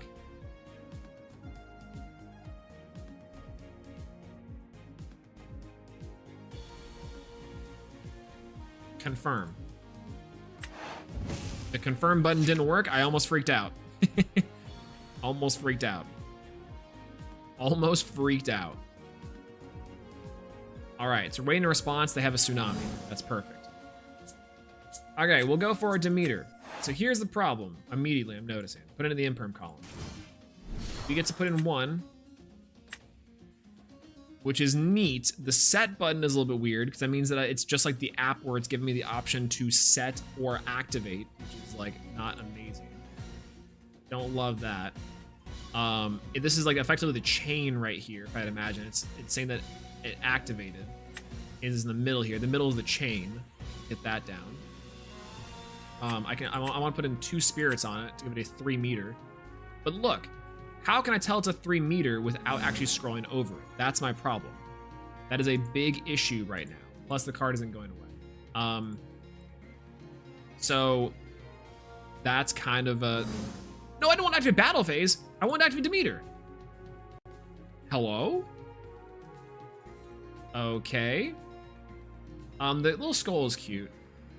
I like the little energy beam on. I don't like the energy beam directly there, but the little Kamehameha wave we're doing right here. Hiya! That seems fun. I will just activate this. There's a tsunami incoming, but this needs to be red of some sort, I think, not green, because blue and red would be kind of the idea that happens here, I think. I had the power of Demeter and anime on my side. By the way, first little thing, did you notice my thing went to defense? I hardly did. That's like one of my biggest gripes already, is that it's hard to tell specifically what the defense and attack position is, even though Tsunami was activated. That's huge. Immediate hugeness. Try not to be too... Again, I lied. I said I wasn't going to try to critique too much. But the Demeter thing is cool. I'm not the biggest fan of like again, this shield icon here could be above the Elechick. And same thing with the Equilinks, it could be above here in like a bigger layer. Also, yeah, Earthquake, cool. And that would be the biggest thing, right? How could you hate on the game that I love? Ah! Yeah, that's everyone's biggest gripe is the attack and defense. Yeah, that's like a common thing. That's fine, right? It's like an of nothing right now. Like this defense icon, make that like not see interesting. Put that like above the card in a little tiny bubble that's like this, and make the sword like green or gray. That's perfect. You don't need you can keep the rainbow icon here too. Keep those, that seems perfectly fine. But don't worry about the rest, right?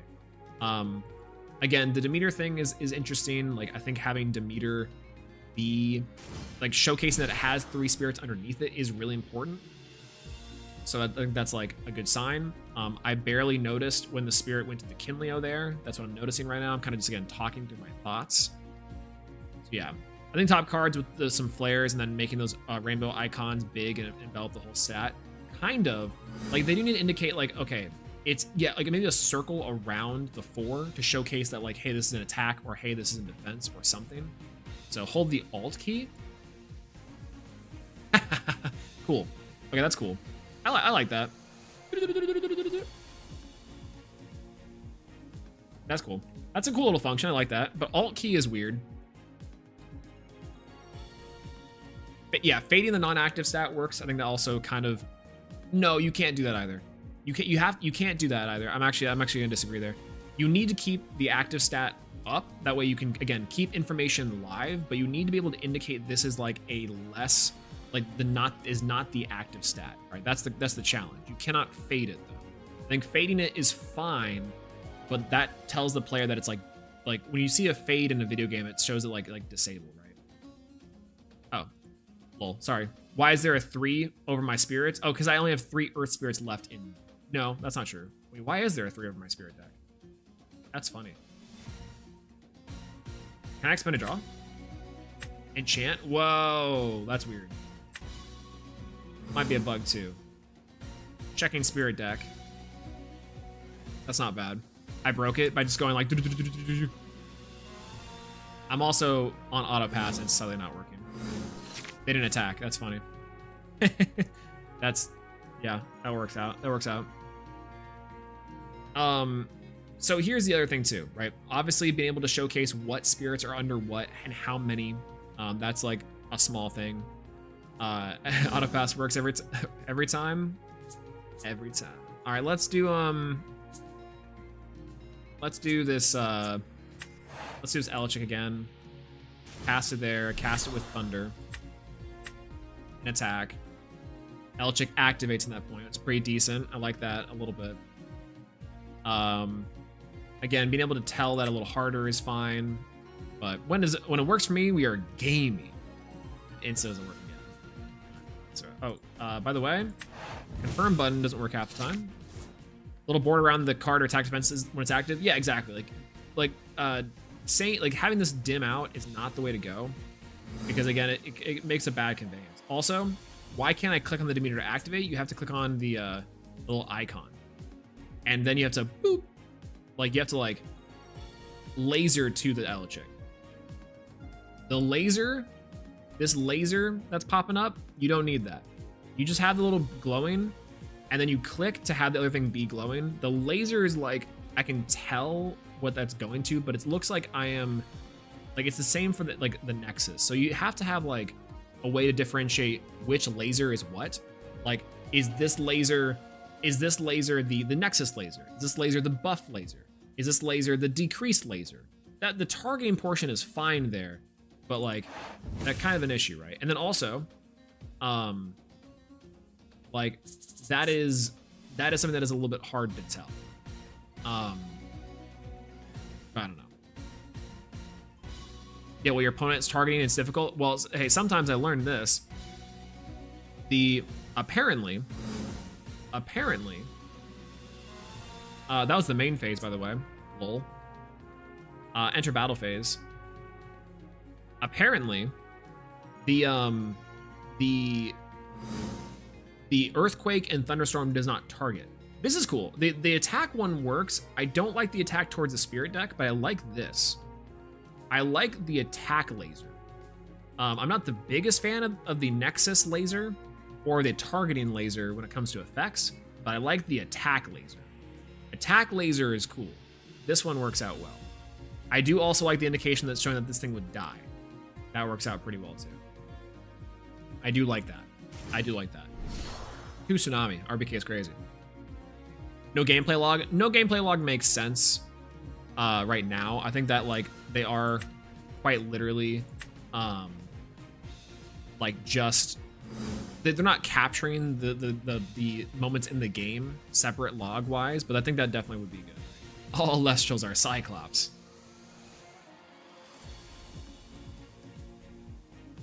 Words just reminded me of something.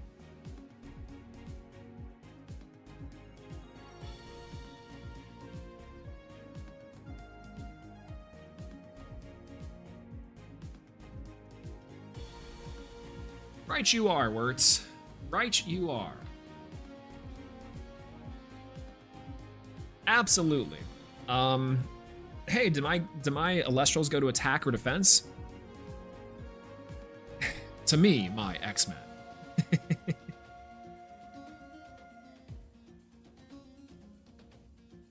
My Halloween costume this year was Cyclops, so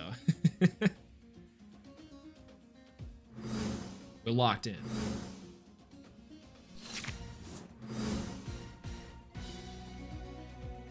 You can't risk the lives of mutants. Logan, you're looking quite handsome today. That's the thing Cyclops says, right?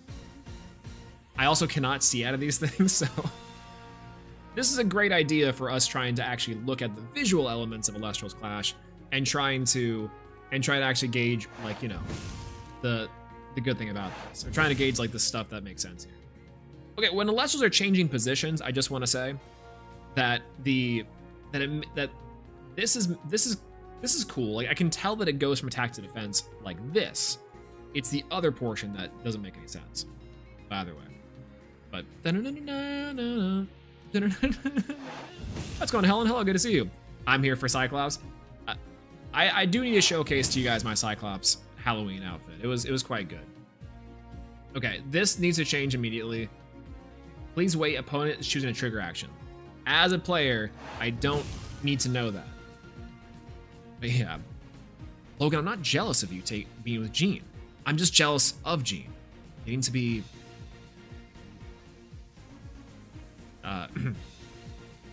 my son will be saved tonight. Here we go. You have to wear that every time you play the game of Elestrals? True! Wait, true. Wait, when we play more Clash, we'll laser everywhere. Click?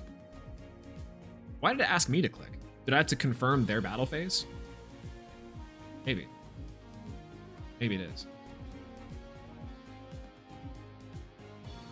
I disagree pretty heavily with Magneto, but I love his new outfit. He had the mask. I told him that this is why we have... These things are crazy. These things are awesome. Again, more the clean shaven on the Scott Summers portion, but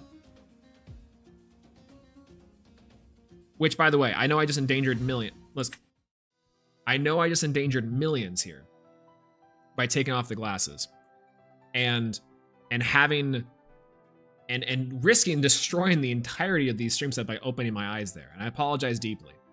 Irresponsible for me to do that. It's awesome. To me, my X-Men. All right. Also, they're concussive lasers. They're not actually gonna like do anything. Okay, so here's what we noticed. So far, number one. The attack and defense is the big thing, right? We'll see. Gotta go to sleep, but yeah, have fun, take care of it. Absolutely. Thank you so much for being here, Renbell. Thank you, thank you. Hope you have a great sleep, get some rest in. Enjoy your time sleeping. So we'll play again. We'll try to queue up again. We'll try to be a little more deliberate inside of like our notes section here. So here is the thing I'm noticing. Some small tweaks, right? We'll be a little more critical in this one. One, the laser is cool. I like the laser. I like the laser sometimes. I don't like the laser other times. I'm gonna pull out the notebook and proper notes. I think right now I have like visual ideas of notes that I wanted to do, but I haven't actually like done a lot. Let's go with well, I'm just gonna keep every hand. Okay, so first the opponent's still choosing. Small UI elements like that need to change, but that's whatever. Here's something. I understand that the symbols on the symbols on the left side here, the solar and the lunar, that actually needs to change. Get rid of them. I understand it's trying to convey that this is a spirit deck and this is where your opponent's spirits are, but the problem is that it's making me it's a bad conveyance on the part of the player. And what I mean by this is that if I'm a player and I'm looking at this, I'm saying to myself, oh, this is a solar deck. Obviously that it means more to the mate, right? It's like supposed to indicate like this is the mate that's there. That's what's dictating that little symbol. However, and you notice this because in the screenshots when they're playing with the Eddy mate means there's a water spirit there. That needs to change. Get rid of this and make this a rainbow symbol at the very least. It cannot be elemental. It would not be an elemental. I would be surprised if those change the spirits in deck. But that's the thing, though, is you don't want to give out that information before the match even starts, right? Like, before the match even starts, you cannot give away that information. And thus, if it's based off your mate, that's fine, but then it's confusing, right? It's confusing if you are telling your opponent, oh, yeah, like it's only based off the mate. It's like, okay, well, I thought you were playing a lunar deck. Like you can get to confusing portions like that. Instead, I would rather this just be rainbow. And that's fine, right? I think we all kind of prefer that anyways. All right, so let's activate Earthquake. We actually haven't had activated Invoked Rune yet. I'm kind of down. Interesting. I'm not the biggest fan of it popping up on the left-hand side, by the way, but I get it's supposed to like highlight a key card. Up to 2 spirits from the spirit deck. And then target the Clovey. So it's interesting because I don't mind any of this interaction. That was pretty good. Add some like effects in there. That's pretty all right. Right? That's pretty all right. Don't hate that. Let's go with Elechick. Yeah, it doesn't leave up a target laser. Yeah, it like did like a little bounce thing there. Again, that's like a visual oddity. Also, the name of the card is a little bit wonky here on cast, but that's again visual. It's not that bad. There's no Centaur. True. God, it's so true. Helen is correct as usual. Honestly, you know what's crazy about it as well? I was thinking about playing Centaur for this new format. Playing that deck was so much fun. I had such a great time playing the Centaur. Okay, so that was a little bit weird. It showcased the Demeter in the middle, and then it drew it from the deck. That's like a small thing, but you get your Shadow Stars Helen month. I haven't gotten it yet. I have not, but I know it's on the way. I think I have like tracking for it already, and I should be getting it sometime either like Monday or Tuesday, I think.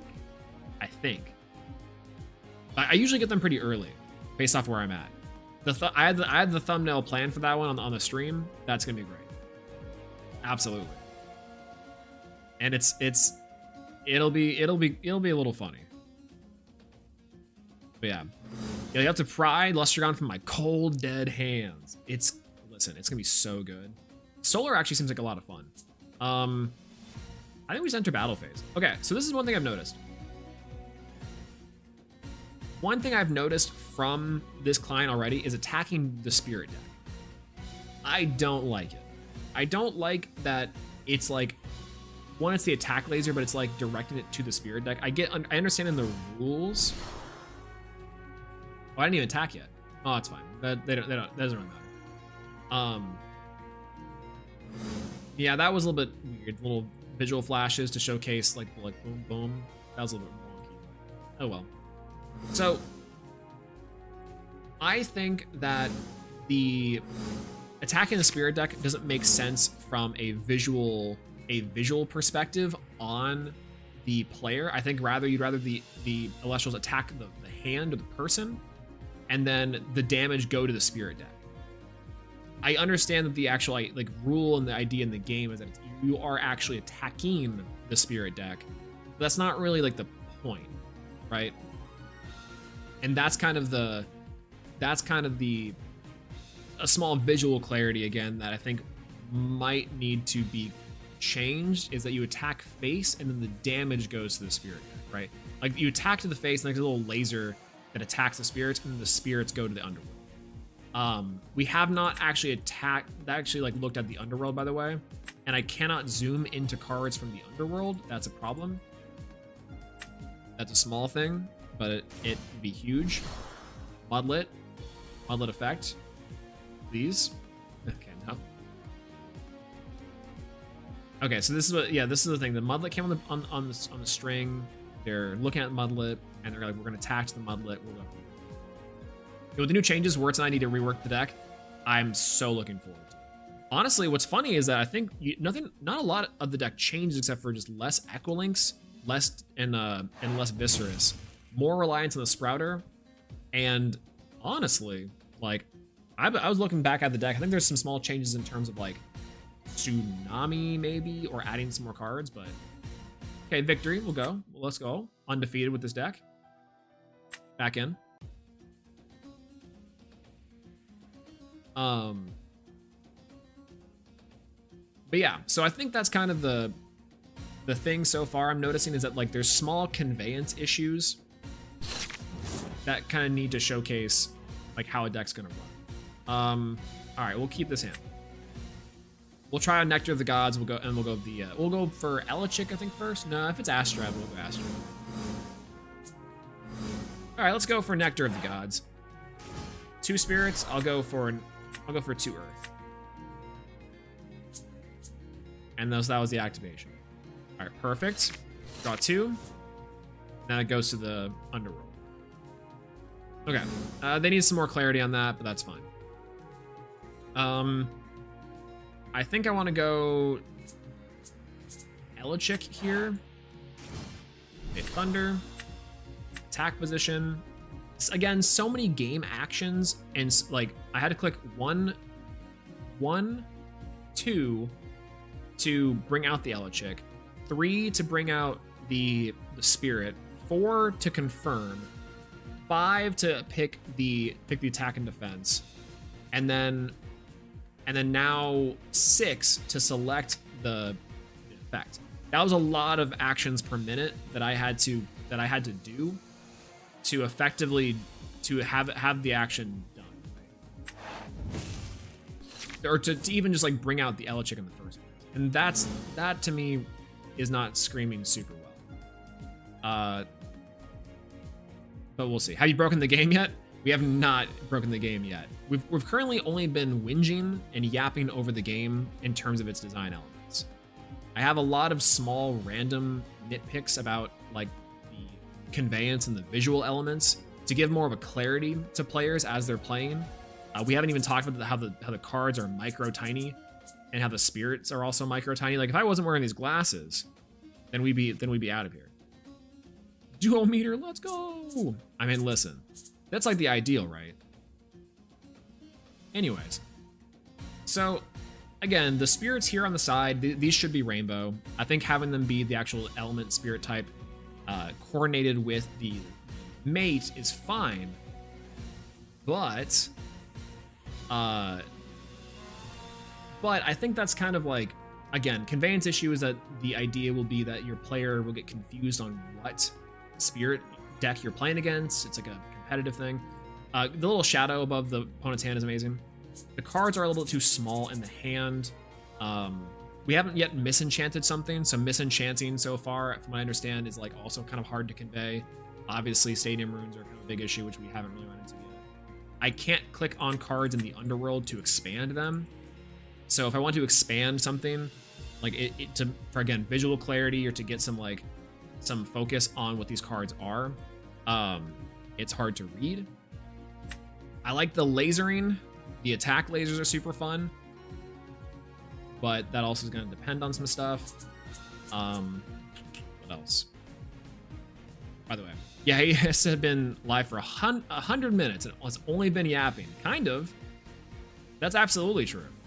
Leaving the spirit tied to your familiar is a good way to tie it, to try and bait your opponent. Use my pyro so that they see a fire spirit icon. Kind of, right? Like but that's also kind of a weird thing that will feel bad over time, I think. Because what will happen is that you'll get into a lot of situations where people are like really just confused.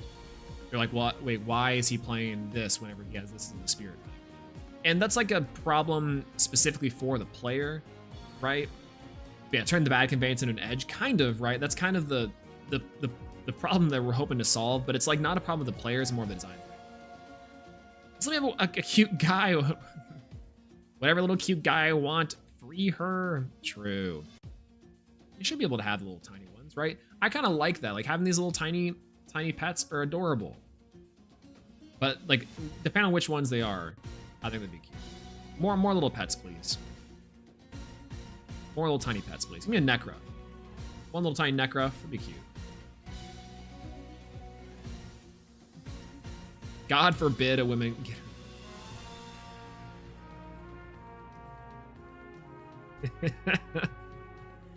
Oh my god! I can't believe you're using that.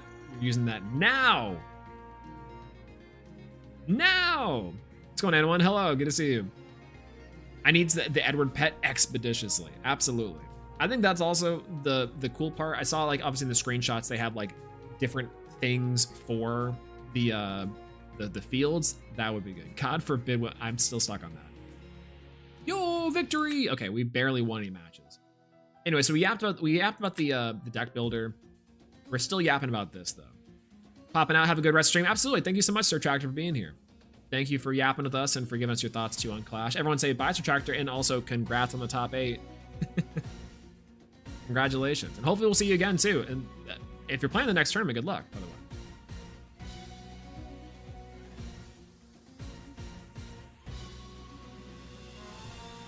All right, so hopefully we can do the laser thing again. We'll see. I think this will be. You can't in the next tournament. Oh. Why? No, there's so many top players that are missing the next time for the next tournament,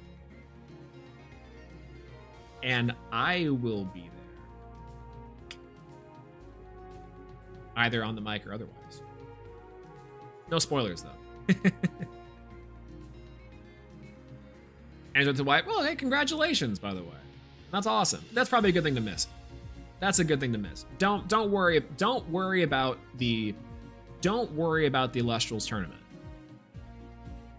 Might really shake up things up? Absolutely. I'll try to make it. I'm still trying to figure out my deck. Me too. But I've been talking to some people about it and trying to see exactly what will work here.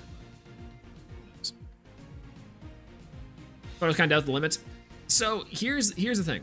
Who needs cards when you have a wife? True.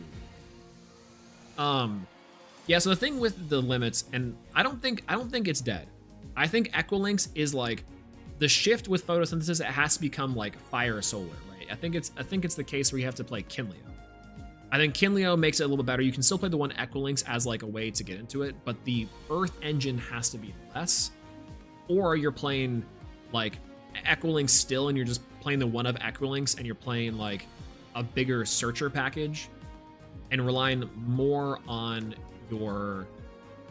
Yeah, I guess I don't know. I don't really know quite yet. It big to be seen. Big to be seen. Yeah, right. The Eddie. So okay, I've been seeing that a lot recently. Is the new trend of slapping Eddie Galaxy Foamy instead of every single deck. I don't love it, but I do think it's good. I don't love it, but I do think it's good. Scrap is the only way forward. I think Kay gets it. See, okay, this is biased too though, because she did really good on Scrap last time she played. To be fair. Solar Toolbox. Solar Toolbox could be good. I like the idea of the Solar Toolbox for sure. But like, Scrap do be the way. I'm saying it's gonna be good. I think it's gonna be, we're gonna see some top representation of Scrap, but I am going to be really curious to know what top decks arise from it. Right? I think we can, like, Wind, probably, Frost, maybe. Maybe not. Who knows? Let's see. Trying for Drakkeen to take the throne. It's going Liam. Hello, good to see you. Drakkeen will be very scary. Drakkeen will be very scary. Absolutely. If only I don't think is good in other decks, but it works really well in mine because I play the Ascensions. That's also true. Yo, your play for the on the Heliolith was awesome. I loved watching Heliolith come down. That's one of my favorite cards. I think it's so sick. Yeah, they limited our Queen Demeter. True. Why would they limit her like that? Why would they limit her like that? Okay, so here's the other problem. Queue time's a little high. I think I'm the only one online right now. So we'll cancel out. Lustragon was in the main. See, okay, it was the similar list that we played against each other in the app tournament. Because that's what I was going off of knowledge-wise. Oh, hey, Tailwinds. Wait a minute. Wait a minute. All right, we'll keep this one. Okay, so we haven't quite gotten to attack the Spirit deck yet. I can't make my whole point about why I think that it looks kind of clunky to do that, but it's okay. But it's kind of good. Whoa, whoa, missing some text. Okay, is that what happens when we're both on auto pass? That's amazing. All right, we'll go Nog here. We'll go Nog. Caster, Tailwinds. Caster. Okay, so we'll go what? Ella Chick. Easy peasy. Gonna minimize my stream to mute. To be fair, oh, no worries. Literally alpha shenanigans. Okay, selecting. We're gonna go into the Damatre, Ami, and then we're gonna ignore me. We're gonna go and then pass. That's it. Best play of our lives. Again, I love the little shadow. The little shadow is so funny. The little shadow is so funny on the hand. Look at it. It's so, like, why? It's so goofy. Rabbit, let's go. Oh, also, the little thing where it's like I'm scrolling over the card and it can't quite understand, like, the pixel that I'm touching the card with, it'll just strobe like this. Like, we got hands up. We're not doing this one-handed. Like, What'll happen is that the card will strobe because it's not quite sure what I'm trying to scroll and look on. And that's sorry to people with epilepsy. Sprouter overperformed for me. It's so good. Sprouter is so good. When I was playing this Intarper deck, Sprouter was like insane. Who knew Helen was correct?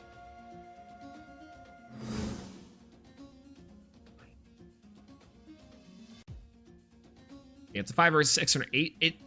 It's wild. The tap boost is pretty crazy. All right, we enter battle phase. And we get to end turn.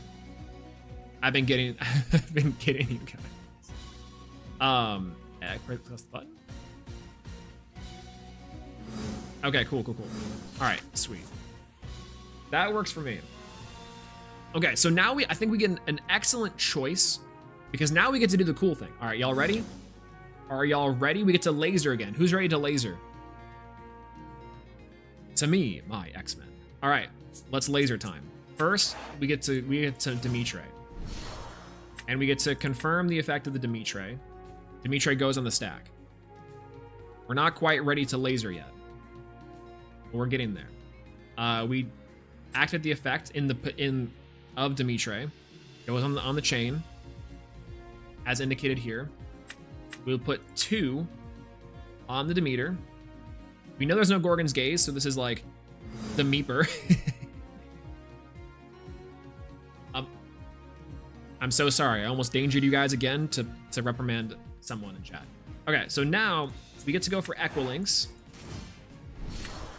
Confirm in attack position. The Equilinks cast goes on the chain. That's again how I'm indicating the middle portion at the very least. And now we get to laser. So. No, I want to laser. No. Okay, that's fine. I guess we can still laser a little bit. I can't see my glasses. We get to laser a little bit.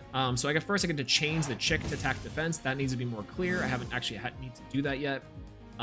We will get to Damami. Oh wait, no, we get to laser. All right, laser time. We get to Demeter laser. Wait, what? We can direct it anywhere. Too much fun with that. All right, ready? 3, 2, 1. Onto the chick.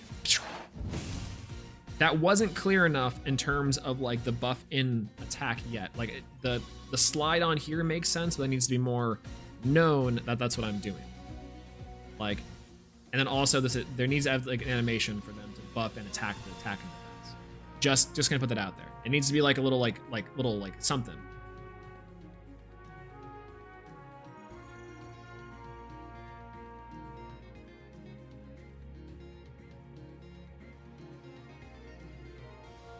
To me, my X-Men.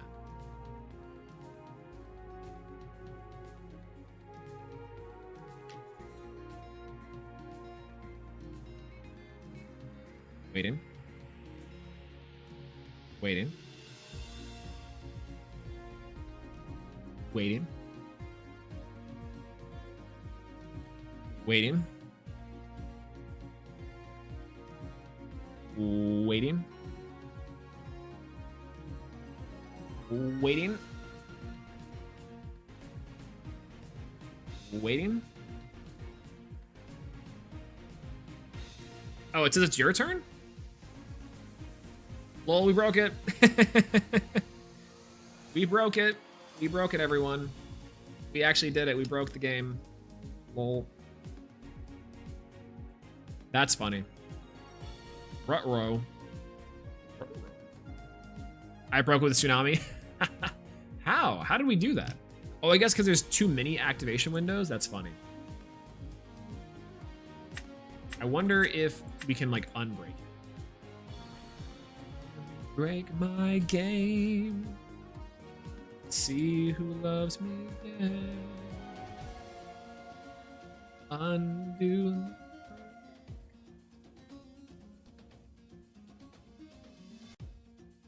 Please hold for your party to be reached. We gamed too hard into the sun, everyone.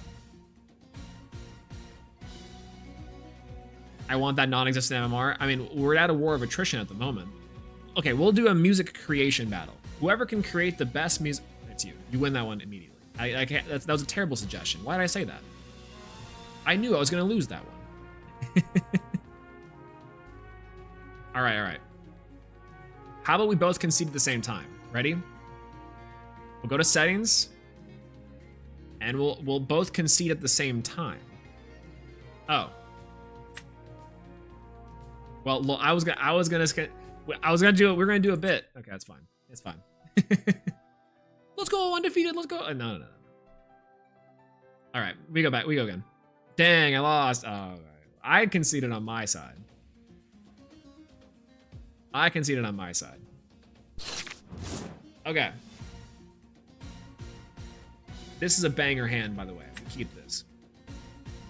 Oh, Cole. Cole, I recognize that name, kind of. Oh, they need to slow me. Oh, okay. That's true. I'm quick on the draw sometimes. Oh, what's this? All right, we'll go for Elechick here. Best starter in the game. Go attack. And it'll have to confirm on our opponent's side. We select. We play Dimitri. The detection on the actual thing needs to work a little better, but that's fine. I don't want to activate Tsunami. We click. Okay, counter runes, at least it knows to click. I love the little the crust was taken off of our Elestrals card. It's kind of mean.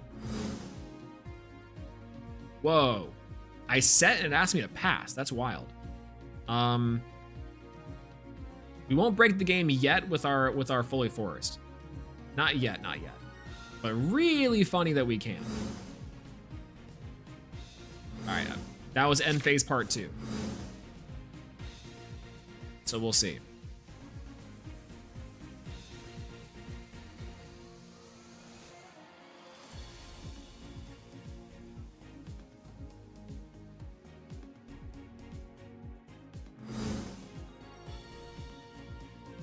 Confirming the pass. It's okay. So far, what I'm noticing is a lot of game actions. Right? Like, it's a lot of game actions so far to do anything, which I think is fine. It's just like a lot, right? And that Viscerous. Wow, I can't wait till we get Viscerous in the game. Ah, come on. All right, keep it going. I can't wait till we get Viscerous in the game. That would. Can you imagine how that's gonna break things? Woof. Woof. Woof indeed. Tailwinds! Let's go! We keep, this hand looks like a banger. We keep it. It's got Tectaris in it. We keep the Tectaris in there. Okay. Go for a Nog. Also, I would love the addition to choose if you want to go first or second. I think that's a kind of a bigger thing, is that you kind of need that half the time. I understand why it's not doing that, but you do need it. So again, there's a lot of game actions to actually like do a task, which I think is kind of an issue, but I understand why, maybe. Is kind of a problem. What do I have in my hand? Okay, if I go out and exit, will that... I don't have anything here, so I kind of want to grab, like, maybe a Mudlet. Do I have Fully Forest? I do, right? No, I don't. We'll go Mudlet. We'll add the Mud. Protection on that thing is a little better. And then we will set a card. Interesting that, again, we have to pass on that one. Whoa! Whoa! Whoa! Whoa! Our tsunami disappeared! It's here! The tsunami's right here, but it's gone! Yo! Yo! Okay. Invisible tsunami. We love invisible tsunami. That was crazy. Wait a minute. What the hell? Did we break the game again? I think we did. Oh, yo, wait a minute. I think we broke the game somehow. I think we broke the game somehow. I don't know how to put this. But we crashed the game somehow.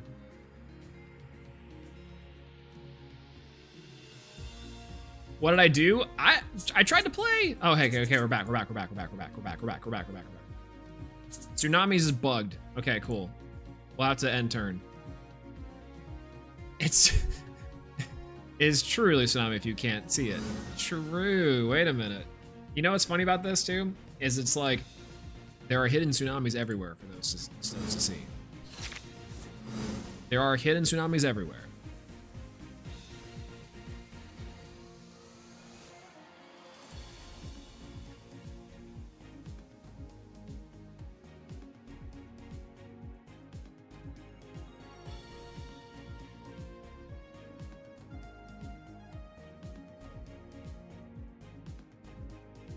What a weird little game so far. We back. Super back. Ironically, Wirtz and I saw Moana 2 earlier today. Oh, was that good? I've heard it's interesting. I have not quite seen it. I went to go see Wicked instead. And Wicked was... Wicked. It was awesome. I guess that's what I'd say. It was amazing. I almost cried. Thunderstorm. Yo! But what can you target? I have no counter runes. No, not Thunderstorm. Okay, so Tailwinds can see it. Okay, that works. Wicked was peak for my theater kid brain. Yo, oh, you wanna go see? Did you go see Wicked? Yeah, what did you think of Wicked? Wicked's awesome, right? Like it was incredible. Had such a good time. I was so impressed. Almost the entire time, I was so impressed by almost every performance. The little Easter eggs and stuff were really cool. Good, great. In fact, amazing even.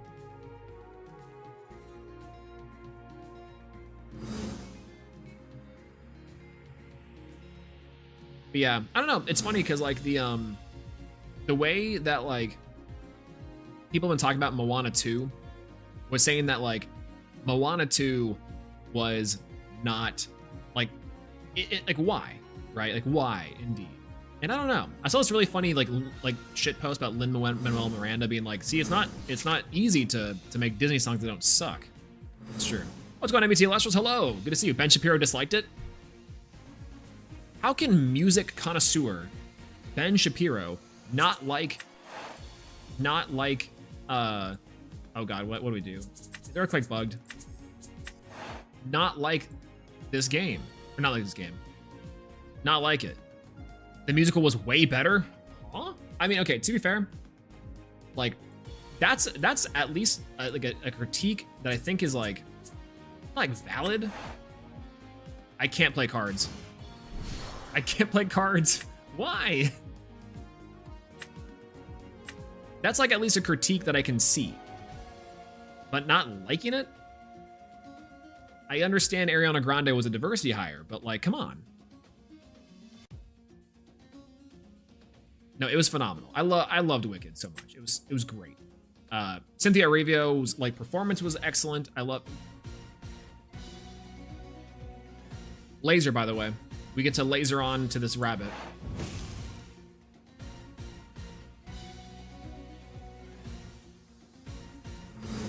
Okay, distracted a little bit by Wicked shenanigans.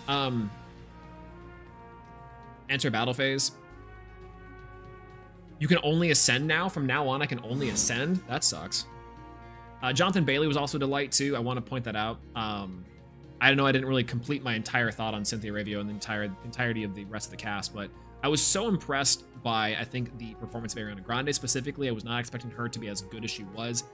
Vocal chameleon Ariana Grande as well was doing her best impression of Kristen Chenoweth at times. I think that's very fair sonically, and again, challenging to hit these songs that are so like iconic specifically in their original cast voice. But I think Ariana Grande's voice isn't so different from Chenowitz's in that way that she tried to like really change it that much. I don't know. Jonathan Bailey was great. I think Jonathan Bailey was like one of the bigger standouts that I liked from the movie. Only player Water Spirit. Lol. Oh god, I love it. Incredibly bi-coded, by the way. Incredibly bi-coded Jonathan Bailey. Like insane. All right, we end turn. That library scene was also a lot of fun too. I learned, so apparently, John Cho, the director, was like that little rotating library rig was practical. That was a real effect. Like not real effect. That was a real rig they had to do and like time the camera back and forth in motion. There's a great, I think that's like the GQ or the like Variety like breaking down a scene from that. That was insane. Apparently, as the story goes from this video, if the insurance company didn't want to do it because the rigs were both moving and there's the bars that are in between the rig, if an actor got caught in one, they would have gotten decapitated. And meanwhile, it's like, oh yeah, they didn't want us to do this scene. What do you mean? What do you mean? Metal, kind of. It was kick-ass, to be fair. That scene was insane. Like, yeah, Dancing Through Life was amazing. Pink's got it. Like, it was, but when Jonathan Bailey stepped on the books from the Ariana Grande's like little side piece, you feel something. You feel something. It was wild. But again, the choreography was great. That portion was incredible. I had a great time. Oh, I can't play cards. Oh no. Oh, I can only ascend now. Lol, I have to pass. The two dumb friends and Glinda stole the show for me. So really fun about that one too. I liked how there is this even more of like they were great. I think they were a lot of fun. I liked the little Glinda posse glaze for a while. I loved the like, can you do something for me? It's like, anything. Could you move? That was super fun to watch. I liked their interactions with everyone else too. They were fun characters to have. The hat scene was cute and adorable. Like, I don't know. That was all a lot of fun. I think they really brought it. I'll just say it. They really brought it. And brought the house down too. The Defying Gravity moment was an excellent way to end it, and I could have watched more. It was good. It was good. Jeff Goldblum as well. Tsunami, yeah, Tsunami is completely unplayable, but also I cannot play any cards either myself. So super fun. But yeah, no, Jeff Goldblum was great. I thought Jeff Goldblum was a lot of fun. I had heard somewhere that it was like, if this is a Jeff Goldblum role, if I've ever seen one. And it's so true. Because this is a specific like role for Jeff Goldblum that works. They don't think so. I am frozen. Well, me too. We were both like there. Who decided to name one of Glinda's friends Fanny? Is it Fanny or Pafan? Fan? Incredible, by the way.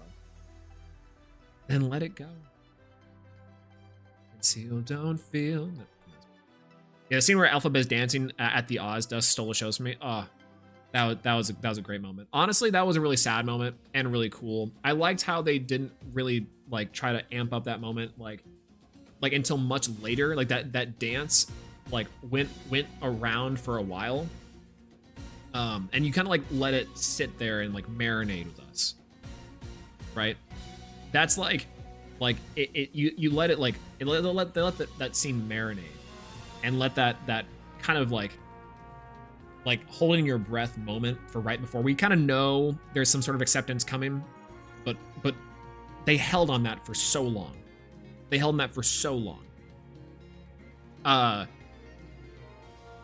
Shout outs to Ariana Grande, by the way, for the hair flip sections. I thought that was so funny. The like the few times where, you know, she was like, you know, are you looking for something? or someone. Hilarious. Like, are you sure? Yes. Like, so fun. She did a great job bringing like quite a good balance between like a somewhat airheady, somewhat calculated, somewhat like superficial, self-absorbed character, and adding a little more layers to it. I think that was very nice. I think I saw some people say that they wanted to either hate her more or like her more because in the play there's a little less like you understand a little more of where she's coming from, and I understand that. I actually didn't really feel a particular strong hatred towards Glinda in this role, or at least how they wrote the character in the first half. But I don't know. That's like a portion for her. Holding space for it for real. Did you guys see the? So there was the interview with Ariana Grande and with Cynthia Erivo that was like the holding space like quote where that comes from, and then later Ariana Grande was like, I don't know what that meant or any of that meant, and I don't even know what happened. Like she like blacked out in the interview and was like, I don't know, man. Like we just kind of go on these circuits. That was amazing. It was so fun. Yeah, if we're split between wanting to hate her, or hate her more or like her more, it seems that that would be like a great success for Ariana. True. Pitch perfect casting in a lot of ways, right? It's awesome. Oh, I like how they're actual sets, by the way, too. Right? Like, these are actual sets. Like, these were, like, they had, like, they're on location. They made, like, obviously there's CG and there's the green screens everywhere, but a lot of the places were real sets. Speaking of the Oz Dust and speaking of, like their actual, like, places, they were real. Like, they actually had stagehands and people to set designers, and that's really cool. Like, and the tons of extras, right? That's something that I think is super important to note, because I think that's very important. Oftentimes we don't really get that nowadays in movies, especially with big budget movies like this, and that's like, it's awesome. Can we talk about that train? Oh, we can. Okay, so the train is neat, right? That train was cool. Was that wait? Were you saying that was a practical effect? It's also a CG thing too, there on some level. The yes anded too close to the sun. Oh God, bringing the yes and in here. But yes, and incredible moment, by the way, for that. It was giving a little bit of Oz the Great and Powerful, I will say, on the steampunk angle for that. But I think that's always like the thing with the Oz and the Wizard of Oz portions of it. But yeah. My mom wouldn't stop talking about how they planted 9 billion tulips for the movie. Yo, wait, like actually? For real? Is that what happened? Like for actually? The physical sets are so necessary to make the movie work, in my opinion. Did not want to see CJ Fest? Oh, absolutely. Absolutely. It was a casing behind an actual train. They built, like they made a costume for the train. They had wardrobe for the train. That's cool. That's cool as hell. That's dope as hell. What? That's sick. I did not know that. That's excellent. Man, that's what that is. You can tell the amount of care that went into it. I will just say that, right? They actually planted tulips for this movie. 9 million of them. I'll believe it. That's wild. We'll go for Clovey here. Clovey will draw 1, attack. Hopefully there's no bug that will occur here. Those scenes are also really gorgeous too. I will say that. And also, my heart felt. I'll just say that. Like, girl, I know Jonathan Bailey is attractive, but you gotta just, you're too good for him. I'll just say it. You're too good for him. I know that's not really what happens, to be fair, but spoilers. Okay, we're lasering. We haven't gotten to laser in a while. So here is the thing with the laser portion, is that I don't like how we're attacking the spirit deck. I'd rather it showcase we laser the face, and then it like does damage laser back into the red square, which is just an object portion. Like this thing is fine. Also, I like how the red square has a shadow, by the way. That's awesome. That's kick-ass. So having Clovey attack directly as an option, and then the spirit damage gets put back onto the spirit deck. I think this is a little bit clunky, and it's going to look a little bit clunky too when it happens. But the particle effects are cute. That's cute. That was cute.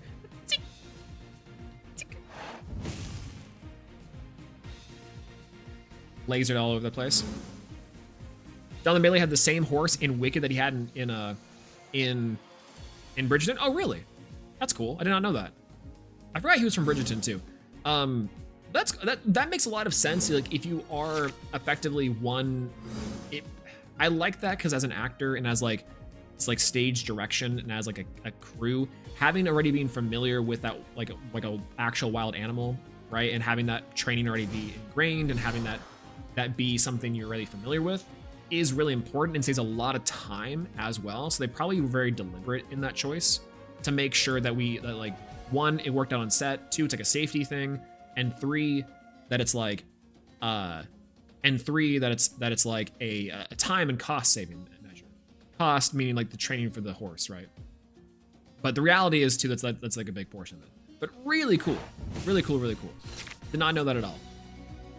That's sick. Again, the more I learn about this movie, the more awesome. When actors bond with their animals in movies, it's also can be really sad. Have you all seen Nope? Don't watch Nope if that's like the sentiment. That movie is really good also. We'll say, yo, what's going on? It is not. Hello. Is this game good? Is it fast paced? It's very much an alpha. Helen says it correctly. The game is very much, there's like the bugs inside of this game are pretty prevalent. And the thing about the game here, comparatively, right, is that like the small things really have started to add up with the alpha. It's like a great time to test out and try. But I think until they fix some of the larger bugs with the alpha, it's like a neat weekend little project here, but hopefully we'll see some actual like shenanigans a little bit. I don't know. But yeah, it's good. The alpha is really good for an alpha. I'll say that. It's like way beyond expectations for what I had for it so far. And I actually haven't really even been noticing like too many big things after my initial gripes about it. Or rather, my initial constructive criticisms about it. But for the most part, no, this has been like a really enjoyable alpha.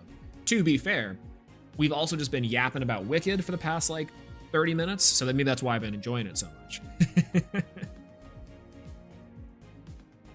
But I don't know. The physical card game does have decent speeds. Absolutely. The physical card game itself is great. But yeah, I cracked my Chimera deck wide open, and I feel like I can't lose going first. Oh, let's go. Yeah, when we get into Chimera inside of Chimera, we can't actually get a Chimera deck because I'm just gonna do the Sierra thing, where like anytime I'll just be like, you know, the Chimera, this shit is automatic, you know, the banger.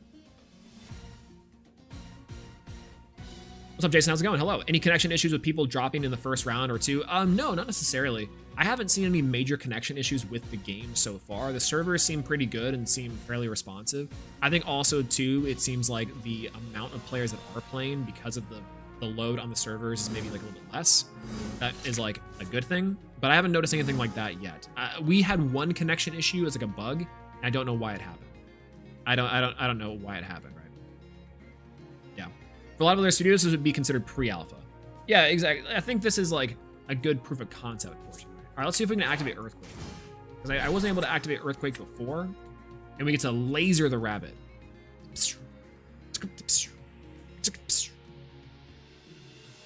Big laser. Also the shadow. I love the shadow. It's so funny.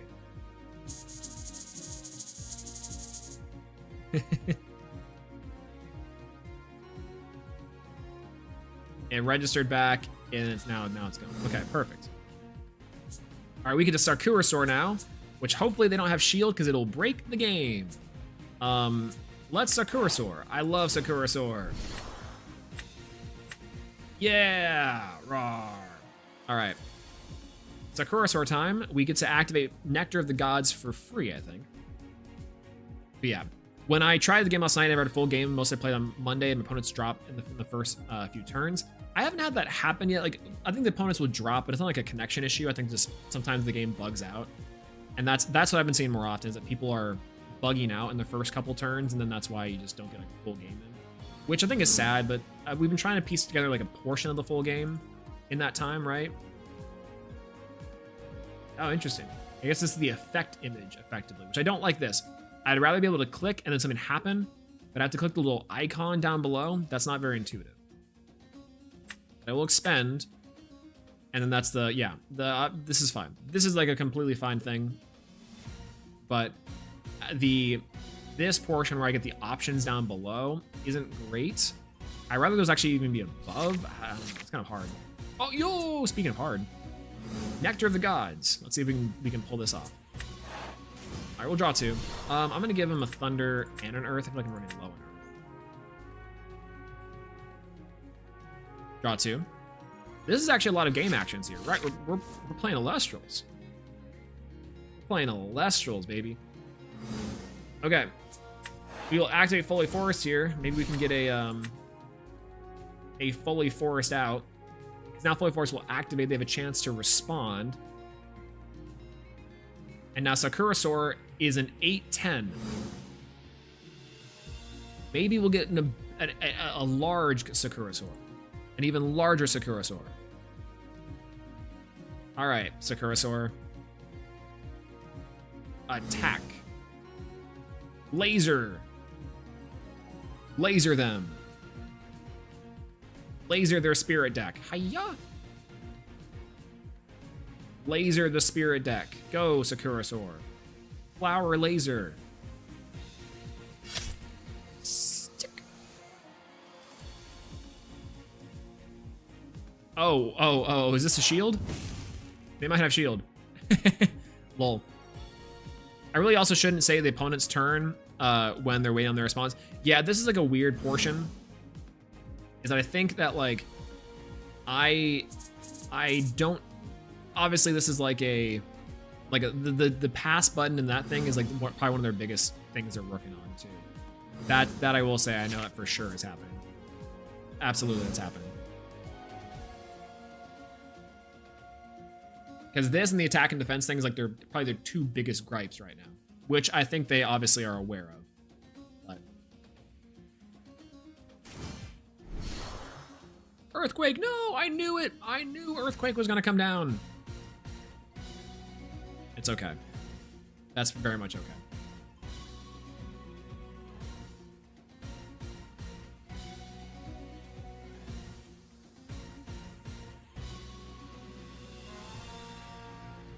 Okay. So Equilinx, no, wait. No, not 1,000 attack Equilinx. Okay, we're about to see 1,000 attack Equilinx. This is about to be so fun. This is about to be so fun.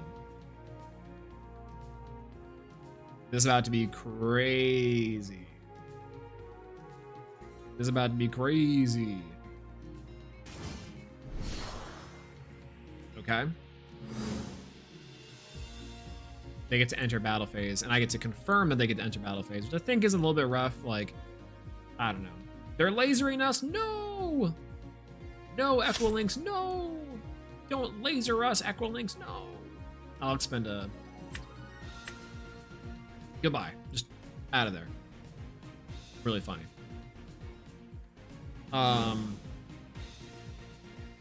Yeah, they can enter. Really funny. Big Numbies. Let's go, Big Numbies. Let's go. I love that meme. That meme was so good. Oh, Hilton. Hilton's good here. Okay. So the funny part is we kind of, I'm just gonna Earthquake again. Confirm. Laser. Laser time. Destroy. Laser the Equilinx. Kill. Perfect.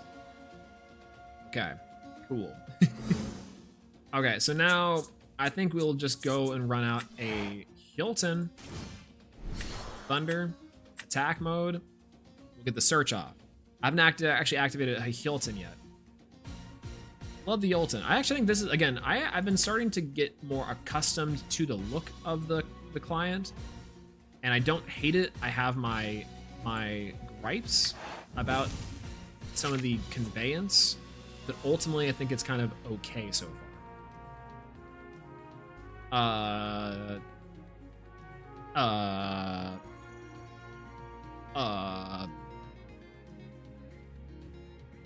Was that good?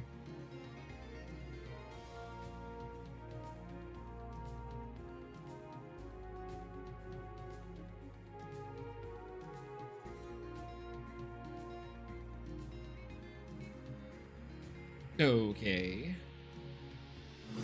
Main phase. All right, we get to set a counter rune.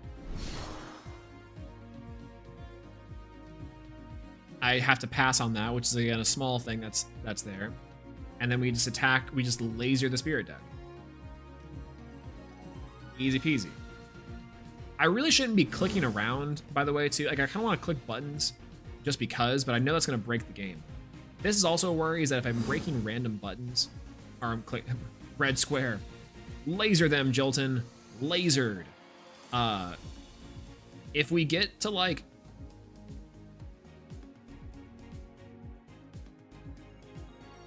the past thing's happening. Sick. Awesome. The favorite part about the layout is the chain stretches across the board. The big question is how well it will handle actual chains. I think that's that works and is kind of cool. But yes, absolutely. I am curious to know when we get more chainable actions in the game, how is that going to go? And we actually might see one with the tsunami. But I think this game, again, might have like pretty limited chains, but it might be pretty good to see, and then you can like check the information. Right now, the problem with I think with the game too is that checking information seems kind of hard. Like, I don't get a lot of information off a glance. I actually have to like move my mouse around to get the information, which I think is like kind of rough in some ways. Again, more of a design thing, but more of like a philosophy, like a design philosophy. Mudlet, no! Not Mudlet. Mudword. Mudword, no! That's cool. And then we'll spot this one real quick. Does the Jolton actually go to defense?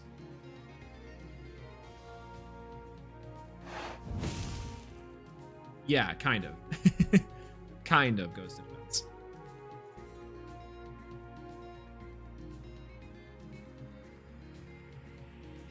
I can't believe this Mudlet beats my Mudlet. Oh, that was the main phase?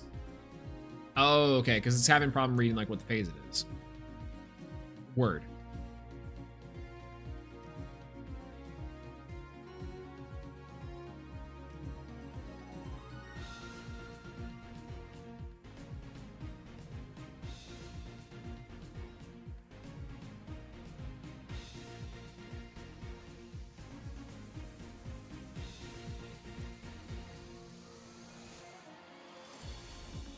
Oh, I had to confirm that.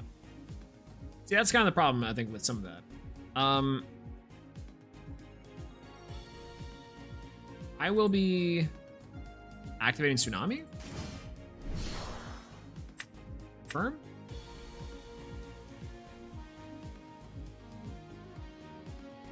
Do you know if the caster in front of each name will be removed? Absolutely. That's something that I think is just kind of it's a caster tag based on, I think that's based on like a Pixelborn thing. I'm not sure why it's there, but that should be removed. I've had to guess. Because Caster Tsunami Mommy does not look very good, like overall. So I imagine it should be removed. That's definitely on their list of things to do like way later.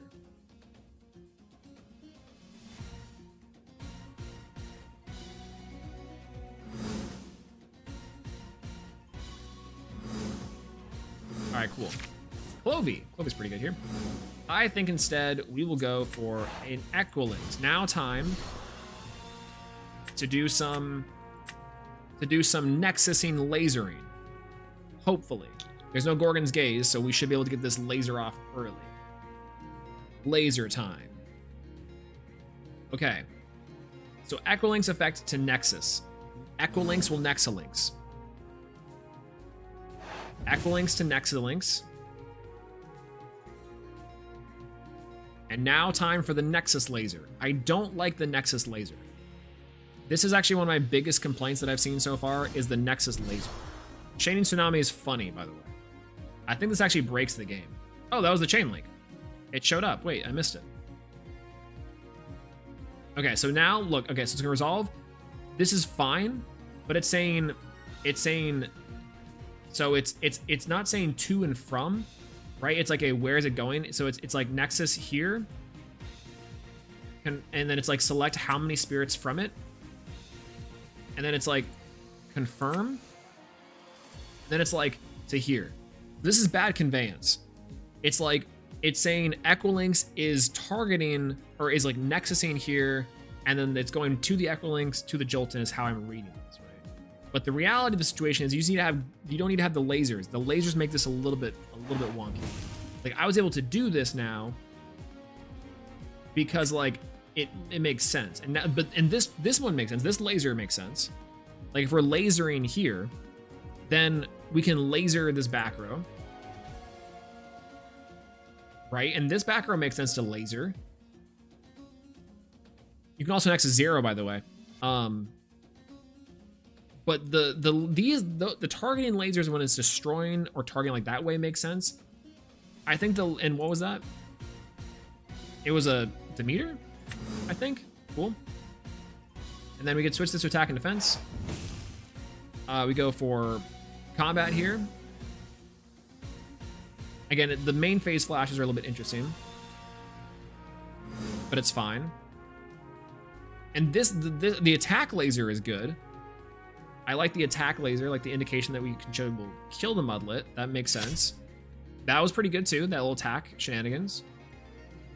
That was pretty good. I like that. And we end turn. The Nexus laser is a little bit unfortunate. It's like a little bit unfortunate. Ow. It's like a little bit unfortunate doing the attack laser, or the Nexus laser.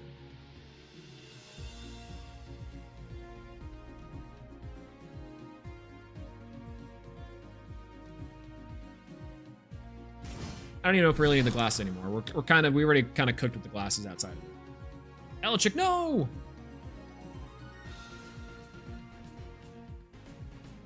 I will say, this looks really good. Like, I think the more I'm looking at it, and the more that I'm like ignoring some of the UI, like the user interface elements, like something like this. Like again, the spirit portions and all that. I like how the cards look on the board. I don't even hate like the cards in the hand stuff. Like the shadows are really funny, but like that's like minimal. The actual cards on the board though look pretty good. Like I think that's like pretty decent overall. You know?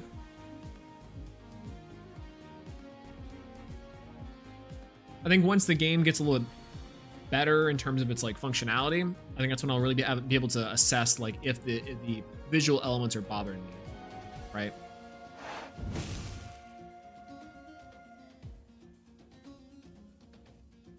And the auto pass function is like also kind of interesting. I don't know, that portion is a little bit rough to me. And changing the phases is also kind of weird, but that, again, small quality of life issues, not necessarily the biggest deal. So really funny. Oh, interesting. I'd actually never seen how that worked yet. I haven't seen how Zeus works here. Funny that it would Zeus here now. And also, I didn't recognize that Zeus had 2 underneath it. This is my problem of having like information as a player not being necessarily concealed. It's because I don't see like the 2 here. I have to scroll over it to see them. That's kind of an issue.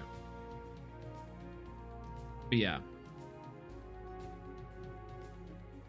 Yeah, I haven't gotten my alpha code as anyone else yet. I've got mine, but it treats as a beta code. Interesting. Yeah, I've heard some people like have not gotten their codes yet still, which I think is kind of interesting. I'm not sure why that is.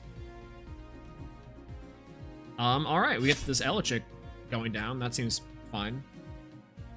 And it's gone. Fun. The problem with Zeus is that I think most, if not all, spirits when you use this effect. Oh, let's go. Tectaris is pretty good here. I think I can just rummage him, or I can Mudlet. I can water Mudlet even, I think too, or I can enchant Joel with the water spirit and then play around the eventual tsunami that's back there. Either or, I think both are good. Let's go with Mudlet. We will Mudlet here. Confirm. And we'll try to Mudlet their Elechick. We'll try to Melichick.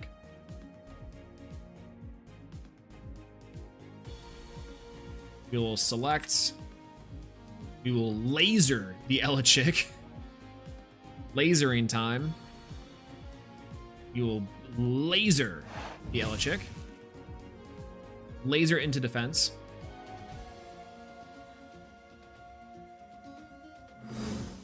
Then we will Foley Forest. The 4, making sure our bodies get boosted. I actually haven't seen what it looks like when a Jolton or a card with an Earth underneath it is enchanted like this. What that looks like. So many lasers. We'll call off the laser if you are able to give us $1 million.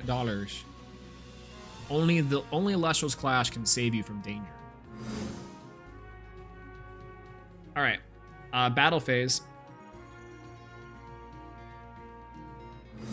All right, let's Mudlet. Laser. Mudlet laser, go.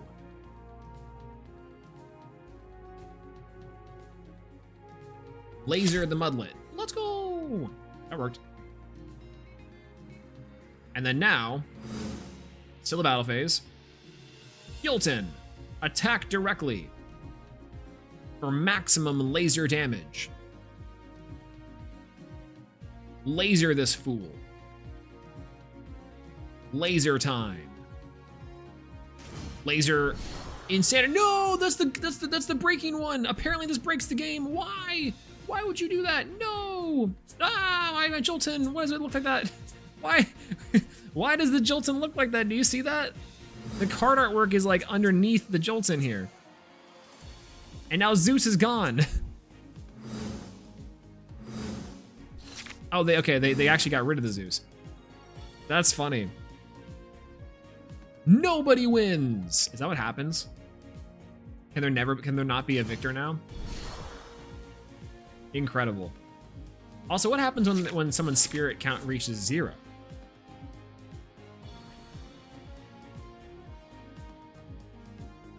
Let's go.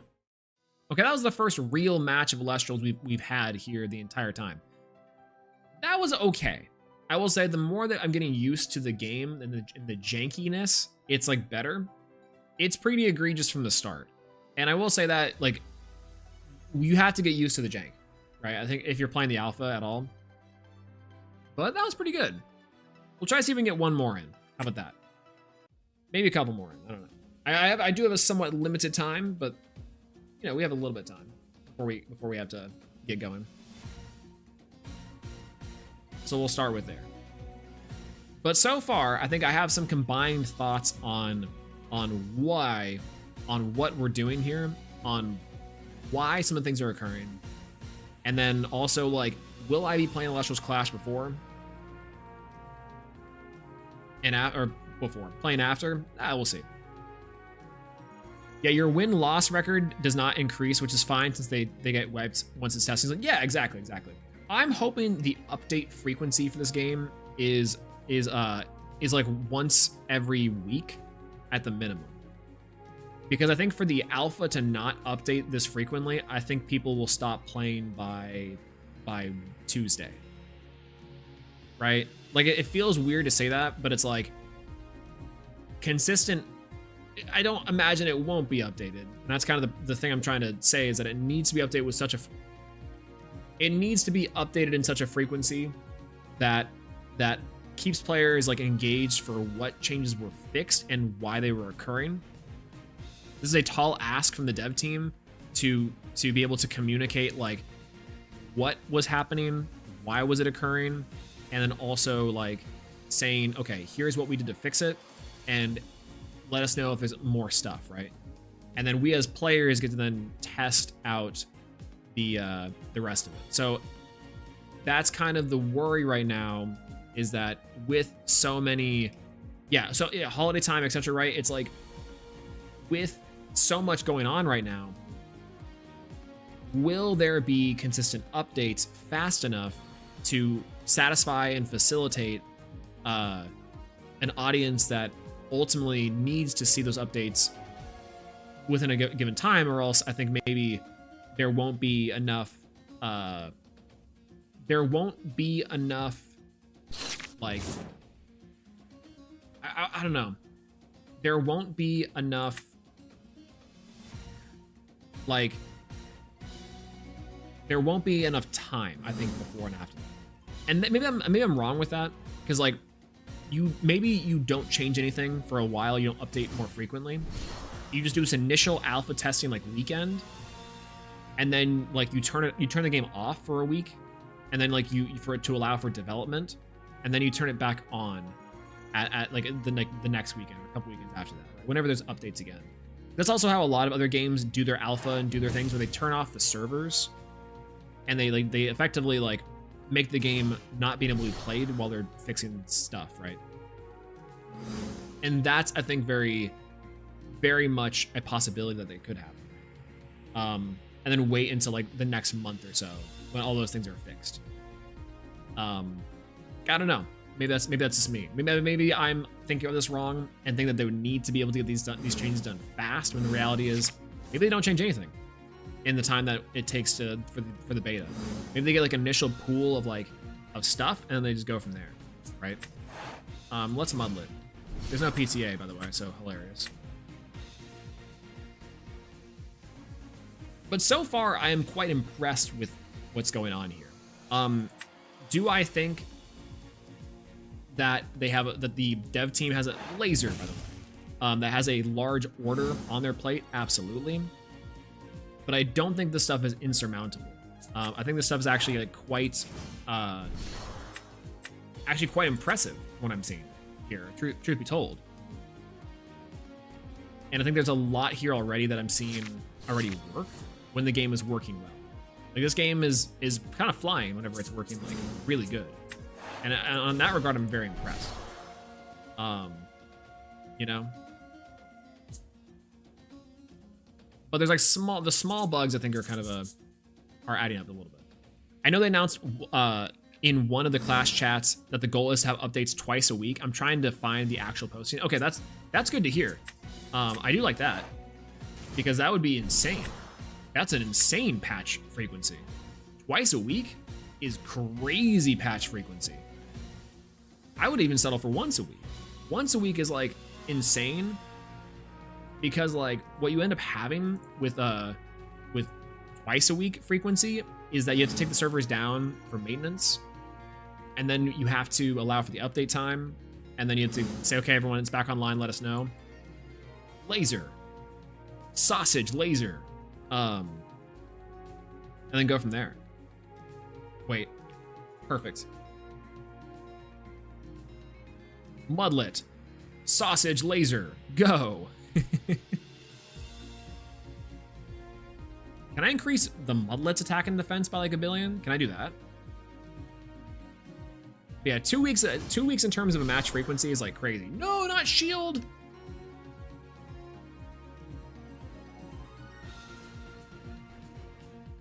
Wow, incredible. Literally using cheater cards. Yeah, we will likely pull out a development and feature roadmap sometime next week, so that you can see what and how we intend to prioritize different features, UX, UI design. Okay, I gotcha. Yeah, because that I think it would be also super helpful, just to kind of know, like, I think that's also one of the biggest things right now is people like what's going to get changed when and why. Right? You don't really need to tackle every function, and you also don't need to tackle every UI thing. But for sure, I would say that like even the small UX and UI things, if they can get changed in such a way, that would vastly improve the alpha in itself there, right? And I think then you just have to worry about like, I don't know, you have to worry about like the small things at that point, just for the small polish. But that's a pretty good, but sometime next week is crazy. Once a week patch frequency is like more than enough. That's wild.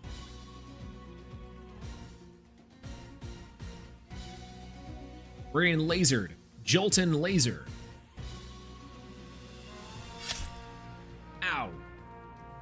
Also, the little sword thing is hilarious, but that's fun.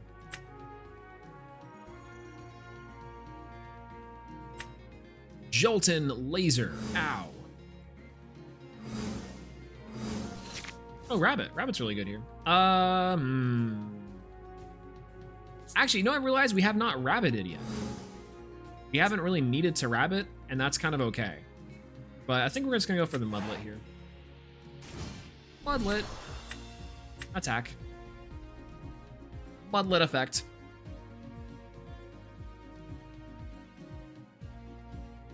Select. Mudlet laser this Jolton. Go, sausage laser.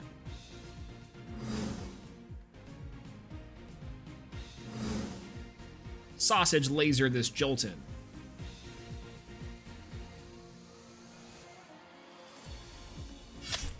Clicking the pass button is kind of funny. As far as like the confirmation of it all.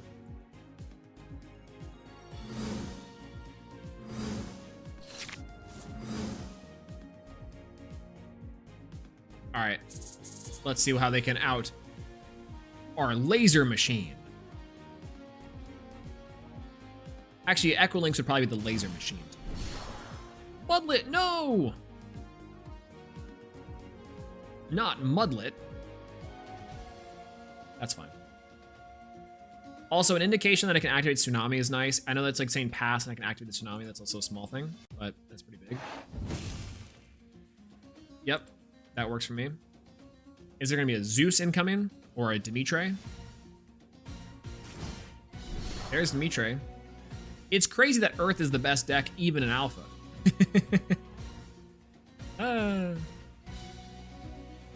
That's crazy.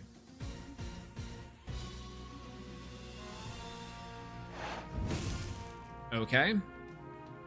This meter now has 3 underneath it, by the way. Just going to point that out there. And now they're just trying to figure out how to activate the Demeter. The Scrap is playable? True! Wait! Scrap is playable! Wait, okay, where's my Searcher of an Artifact rune? Where's Sprouter? They already coded Hephaestus. Apparently Hephaestus doesn't do anything. But, you know, what else is new? What else is new? Yeah, Fire isn't too bad, but I do favor Fire. Fire is sick. The Fire deck is in general sick, and it's really funny that it works also in this game. All right, we get to Tsunami here. Confirm. Boop. Laser machine. I ignore Hephaestus. Dude didn't know artifacts. All right, we get to. I don't even know if we can really do much here. Jolton's pretty good. Jolton actually outs the board. I mean, we can just literally go Earthquake. Confirm. Kill the Mudlet. Kill the Mudlet. Get out of here.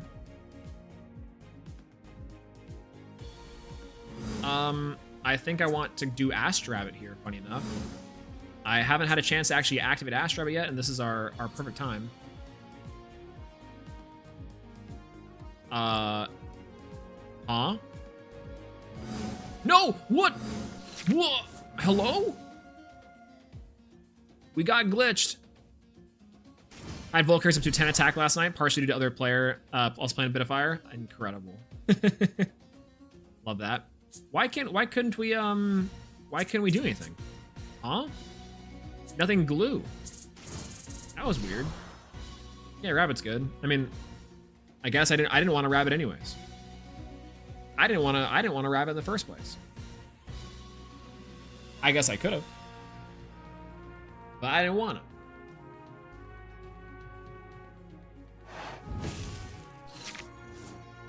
I think the fact that I have to press pass here, I could effectively like go do something and then come back, and that's like kind of the thing I would like to have happen here, but oh well. It's in defense. They actually could have outed the Mudlet, but with the meter, I guess they just don't want to. That seems fine. Yeah, I was pressing past too much. Whoa! Wait, Equilinks is crazy here. Equilinks is really good here, I think. It is really good here. we get to see this interaction. Okay, so let's go with Equilinks here. We get to choose the attack position, and now we get to even more lasering. All right, Equilinks. Let's activate the effect of Equilinks, and laser the spirit from the Foliage Forest and laser it onto the Mudlet. First laser activated. Then we get to effect and laser the back row. I think that's correct. Unless I broke something. Did the lasers break it? Did we laser break the game? I think so. I think we've now officially laser broken the game. Hit pass. We're trying. We're trying. I broke the game once again. This was gonna be crazy. I wanted to see how this worked if we Nexus to the Mudlet, how Mudlet would interact. I'm assuming we built too big of a chain, right? Because I'm assuming what we just did there that broke it was that like so Equilinks has to go through, has to Nexus and then target, destroy, and then Mudlet has to activate here because Mudlet's a when receive. I think we just broke the game. Yeah. Of course, the hit song by Katy Perry, the performative bisexual anthem. I broke the game and I liked it. True. Okay, this is funny. Yeah. Remind me of the game in PTFG Live when they constantly had to temp ban cards because they broke the game. Oh, it's awesome. The Pokemon Pocket one, or Pokemon TCG. That's insane. This is literally the kind of that. Okay, so I don't know if this has been reported yet. Probably a fun thing to do. But the interaction here, and this is again, goes into the coding portion of it, is that I'm assuming what happened is that Equilinks was on, like Equilinks went on. Equilinks did the Nexus, and now it has to target destroy first as an action to complete that, and then Mudlet has to actually activate too. So these two are chains. These two are chains that occur. So this is a chain and this is a chain that have to activate, and I have to do double chain effect on activation. It doesn't know how to handle that. It doesn't know how to handle the game like that, which I think is a little bit funny.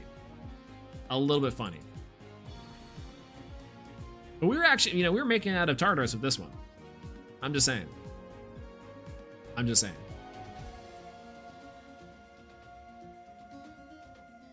A little while back, we were saying that Nexusing will break the game. We didn't think it was gonna be like this. Oh well. Oh, I haven't seen the defeat symbol yet. I don't know. I think that we were just waiting on our side. That's an interesting defeat symbol. It kind of looks like a little, like a. I actually don't really know what that looks like. Server communication glitch where it gets stuck on the bad state server side. It probably could. That's also the thing is that it could also be like the server not knowing how to handle that interaction and being like, okay, well, what am I sending back and forth through? That's like a networking communication issue that I think is kind of interesting, but either way. Okay, well that was our deck for the day, which is interesting. But yeah, I think each activated conditional effect they should be in its own game object and activating as an effect as a copy of that to the object limbo. It's funny, right? Because like in theory, in the logic of it, that's how it works that way. And I think they're still trying to build out how that logic works, because like I think when receives are really busted in how that works, right? Yeah, now time to report the glitch. I don't even know if that's like, I imagine someone else has already gone to that glitch for it, right? But the Clovey and I think Clovey and Mudlet are here to test the when receives from Equilinks, and I think the rabbit one is much scarier. Like we have to test the rabbit one and the Toxian one, all the when receives in the chain, and like when those all activate. Arcolith, oh my god, they're gonna have to code Arcolith. Wow. The Pixelborn team and the devs really do have their work cut out for them. I will say that. I will say that. So, yeah, it's a linked effect. The Nexus happens in the same chain, right? See, it's weird, right? It's like the way that it has to occur normally. All right, so that was our first little interaction with Elestrals Clash, the alpha here. A lot of really fun stuff that I saw. A lot of really rough around the edges things that I've seen. Okay, so for number one, first and foremost, obviously this is alpha. The tempering our expectations a little bit. There's gonna be some jank. There's gonna be some glitches. There's gonna be some stuff to it. Absolutely, it makes sense. Unheard of. Two, this was still a lot of fun. I think through the janky mess and through a lot of the stuff coming out from the Clash side of things, this was so like fine in terms of like an alpha that we got, and this is day 2, by the way. So a lot of the glitches, a lot of the stuff that's like here, I think is like I don't know, fine. I don't know. It's interesting because I think that these things are things to be changed, and when they are changed, I'm curious to see how more bugs interact and how more game-breaking things happen.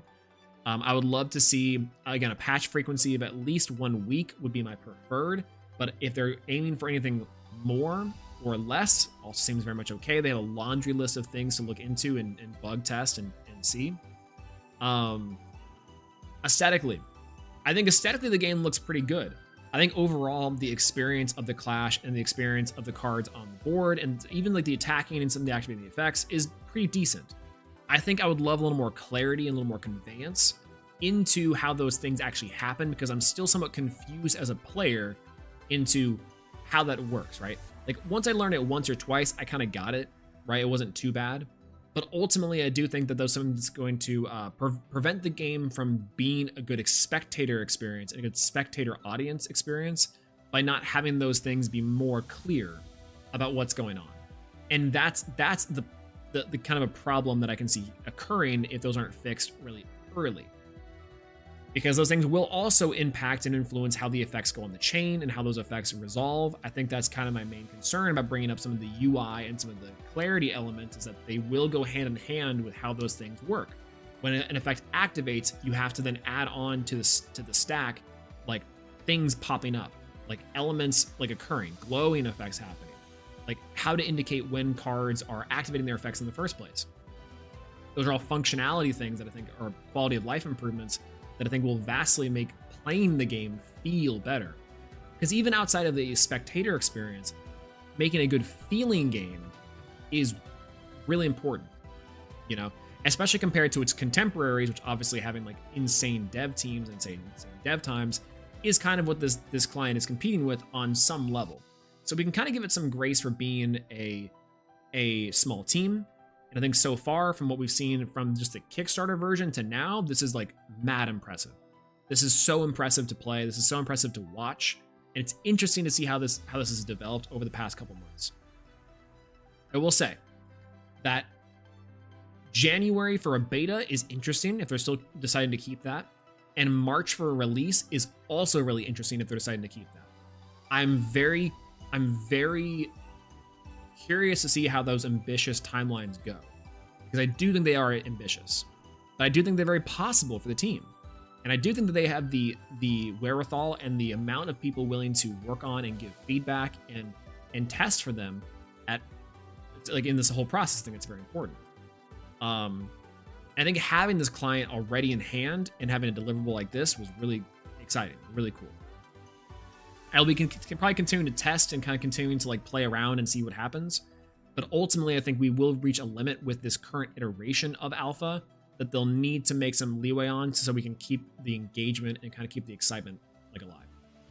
I would love to see changes aesthetically to the UI of the deck builder and of the Clash, like actual Clash itself. I would love to see some clarity, updates, and features. And I would love to see some more cards. I would love to see how those cards interact and those more cards come. And I think that's something that we'll see eventually. We'll see. I think the end of the year release for beta was an aggressive with Xmas coming up. I hope the team gets a good Xmas break. They probably will like take some time off before coming back to an actual like hash frequency, right? I imagine they would, but I hope so too. I hope so as well. I mean, like, I don't think that they're under any sort of pressure per se to get everything done in that time, but they probably will have still that laundry list above. So I don't know who's like project managing that, for example, or what kind of like flow and project management they're on, like whether it be like, you know, Scrum, etc., right?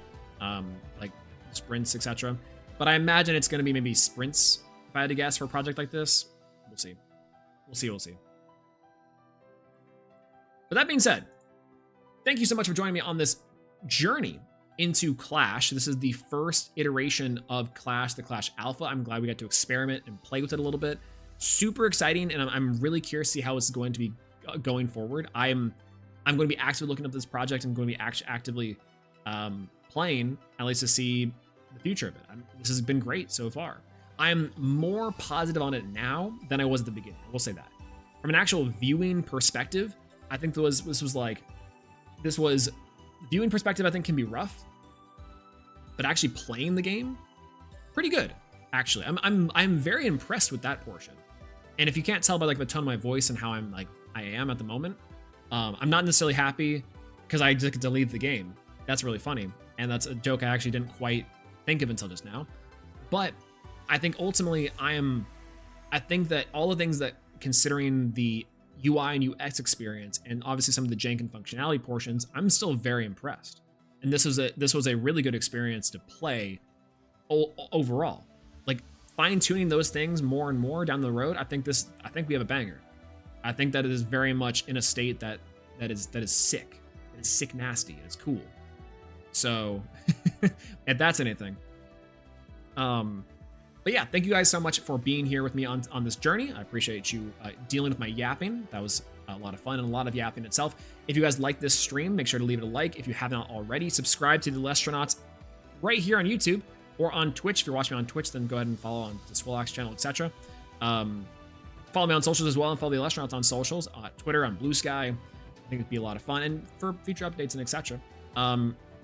As well, I'll talk to y'all later. If it's late for you, get some sleep, or if it's not, if it's afternoon, morning, or whatever it is, wherever it is in the time of day in the world that you are, have a good rest of your day, evening, night. As far as me, I'll go get some food, take care of yourself first and foremost, get something to eat. I got to get something to eat too. I'm feeling pretty hungry, but I got to go and do some stuff and take care of some things as well. But enjoy the rest of your night, everyone. Thank you so much for being here. Always very much appreciated. And it's hard for me to say. I like y'all. All right. I'll talk to y'all later. Have a good night, everyone. We'll see you next time. Hopefully it won't be like 3 weeks in between streams. Hopefully the other knots get in here. Start streaming, everyone. We love to see your faces. Either way. All right, well, more to come from us. We'll talk to y'all later. Peace out, everyone. Thank you so much for being here. I love and appreciate every single one of you for keeping me sane in chat and for putting up with my nonsense. All right, bye-bye, everyone. Bye-bye. Go watch Wicked if you haven't.